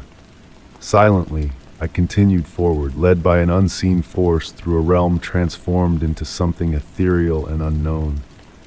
The trees towered taller, their bark shimmering with elusive patterns that danced at the edge of perception. White flowers illuminated the ground, their soft glow harmonizing with the fading light. As the temperature dropped, a fine mist enveloped the surroundings, draping the tree trunks in silk-like veils. The sound of water echoed from all directions, mingling with a sweet fragrance reminiscent of honey and aged books. Progressing further, I encountered stones arranged in intricate designs, circles and spirals, each stone placed meticulously, as if part of a grand design. Some bore delicate markings, while others exuded a faint inner light, urging me to leave them undisturbed. The forest thickened, yet a radiant luminosity permeated the mist, casting a pearly sheen over the landscape. Passing through clearings where secrets whispered in the grass and mushroom rings mirrored celestial patterns above, I felt a timeless connection to the shifting universe. Though the sky remained veiled by dense foliage, a sense of cosmic alignment persisted. Time flowed like honey, its measure elusive as minutes melded seamlessly with hours. My watch, suspended in a paradoxical dance, displayed reversed movements behind a frost-patterned crystal. A stream defied gravity, its crystal-clear waters concealing reflections, while lights danced beneath the surface in a mesmerizing ballet. The ethereal music of the stream wove a haunting melody, familiar yet otherworldly. Peripheral movements hinted at unseen presences, benign and transient, like echoes of distant travelers passing through my reality. Patterns emerged in the moss at my feet, spirals and waves unfolding and fading with each step, as if the forest itself chronicled my passage. The air shimmered with luminescent particles, choreographed into enigmatic shapes that teased recognition. Entering a vast clearing where mist spiraled in geometric perfection, an ancient tree stood sentinel, its gnarled trunk forming a natural sanctuary. Leaves shifted color with each breath, evoking nameless shades beyond comprehension. Approaching the tree, I discerned inscriptions on its bark, conveying tales of wanderers across realms unfathomable. Night descended softly, veiled in a silver twilight that emanated from all directions, enveloping me in a harmonic resonance that echoed my heartbeat. Unfettered by fear, I embraced the familiar strangeness of this place, where the unknown felt like home. Scribbling these words in a mysterious journal materialized from the void, ink rising to form letters as if guided by unseen forces, I realized I wasn't lost. I existed precisely where I needed to be, embraced by the forest's silent wisdom. The bird's song had faded, replaced by a symphony of moonlit melodies and autumnal harmonies beckoning me onward. Perhaps I'll follow these new whispers, or perhaps I'll linger in this sanctuary where time flows like water through cupped hands. Lostness loses significance in a realm where discovery requires no seeking. Story 42, I awakened to the weight of slumber, clinging to me like a cloak of lead, a familiar sensation that greets me each morning. The room around me is bathed in a soft, opalescent light, its source a mystery that eludes my gaze. The walls shift in hue, changing shades with every fleeting glance, leaving me uncertain of their true color. The ceiling stretches far above, disappearing into a velvety darkness reminiscent of a starless night sky. Nestled upon a bed that cradles me in its plush embrace, I am surrounded by silk sheets that whisper with each subtle movement, their touch hypnotic against my skin. A sweet, elusive fragrance lingers in the air, teasing my senses with hints of lavender or perhaps vanilla, yet morphing into something new each time I attempt to capture its essence. Time meanders through this room, its passage marked by the undulating dance of shadows that play upon the walls in a hypnotic rhythm of their own. Amidst the tranquil stillness, a subtle background noise hums like a distant lullaby, the echo of deep slumber, or perhaps the rhythmic cadence of my own heartbeat reverberating through the tranquil space. As I rise from the bed, my bare feet sink into a carpet so luxuriously thick that it feels as though I am walking upon clouds. Sparse furnishings adorn the room, a dark wood desk, a velvet armchair of burgundy hue, and an oval mirror framed in gold. The mirror, forever obscured by a thin veil of mist, beckons me with its enigmatic allure, offering glimpses of a world beyond. Approaching the desk, my gaze falls upon an array of objects: a weathered leather-bound diary, a pen brimming with midnight blue ink, and a cup of tea exuding a gentle wisp of steam. The tea, still warm, evokes a sense of comfort, though the memory of its preparation eludes me. The diary's pages lie blank, yet beneath my touch, phantom words seem to materialize, etched in invisible ink upon the pristine surface. Sinking into the inviting depths of the armchair, the velvet yielding beneath my fingertips as if still warm from another's touch, I notice a peculiar phenomenon unfolding before me. The wall opposite pulses faintly, as if drawing breath in a slumbering rhythm. Intrigued, I approach, only for the solid facade to defy my scrutiny, revealing no secrets save for its impenetrable surface. In my perennial search for an exit, my hands trace the wall's every contour, seeking out a door that eludes my grasp. Illusory handles dissolve like mist at my touch, leaving me to ponder the enigma of this perpetually enclosed space. The mist-shrouded mirror captures my attention, offering glimpses of a reflection that seems to lag behind my movements, hesitating as if reluctant to mirror my actions. At times, within the fleeting clarity of the glass, a spectral presence seems to regard me from the other side. Time ebbs and flows erratically, the room's luminance shifting in a cadence divorced from the rhythms of day and night. Moments stretch into hours as I lose myself in the diary's empty pages, the shadow's languid dance, a silent testament to the fluidity of time within these walls. Returning to the bed, I surrender once more to its embrace, the sheets enveloping me in a tender caress as the fragrant air envelops me in memories both distant and near. As my eyelids drift shut, I am left to wonder if I am captive within this dreamlike realm, or if it, in turn, is captive within me. The room weaves its spell around me, blurring the boundaries between wakefulness and reverie in a tapestry of shifting hues and elusive scents. In this liminal space, where reality and illusion intertwine like threads in a seamless fabric, I'm left to ponder the eternal question: am I the dreamer, or am I the dream?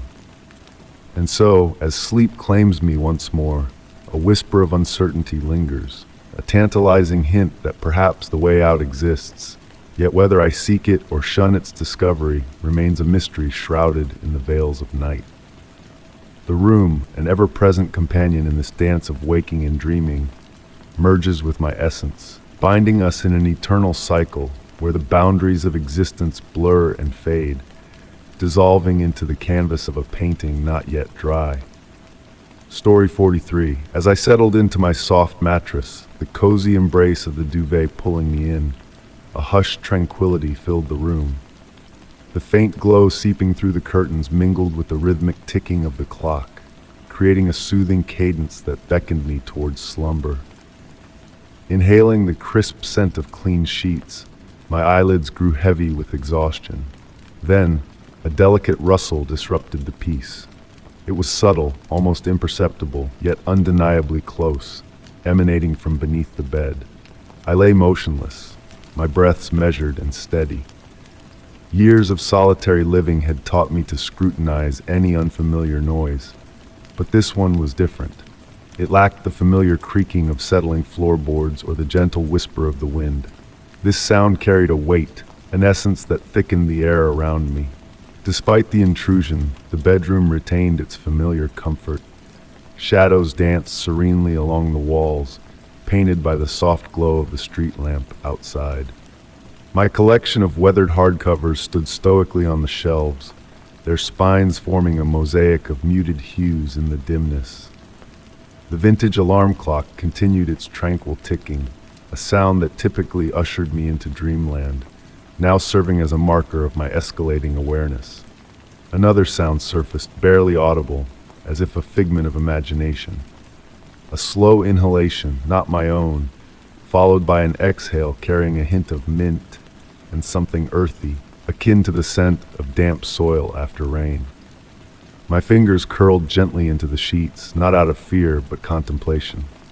While my rational mind suggested logical explanations like the heating system or a stray animal, a primal instinct whispered otherwise. I allowed my hand to drift to the edge of the mattress, not seeking visual confirmation, but desiring to sense.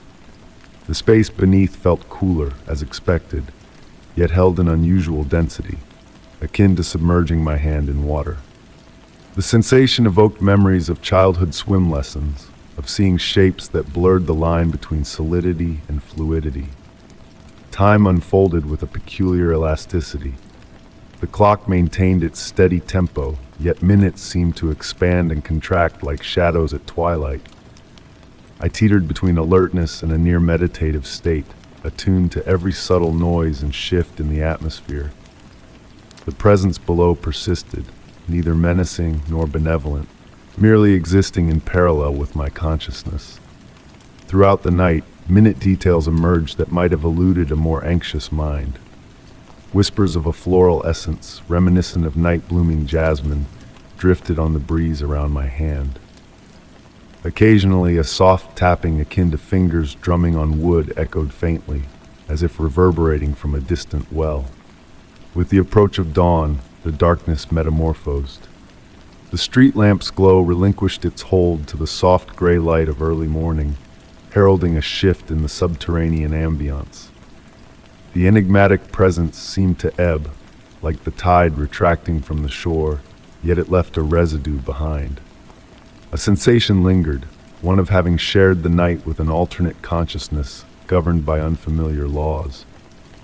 When daylight flooded the room, I mustered the courage to peer beneath the bed, only to find shadows and dust. Nonetheless, the space appeared expanded, deeper than its physical confines, and the floor exuded a residual warmth incongruous with the morning chill. On the farthest floorboard, barely discernible in the dimness, lay a solitary handprint, smaller than my own, etched not in dust but in what resembled morning dew. I left it undisturbed. Some enigmas merit preservation, occupying the tranquil realm between reality and fancy.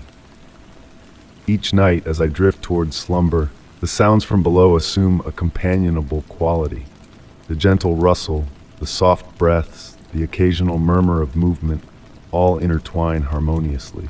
I've come to comprehend that not all mysteries warrant trepidation. Some exist solely to remind us of the vast, enigmatic tapestry of our world. The handprint reemerges each morning, unfailingly in its designated spot, perpetually adorned with dewdrops. I've ceased attempting to decipher its origin, just as I've relinquished the need to unravel why my sleep now cradles me more tenderly than ever before. Certain inquiries are best left as gentle enigmas, suspended in the ethereal space between wakefulness and reverie, where the boundary between knowledge and intuition fades into a wondrous blur.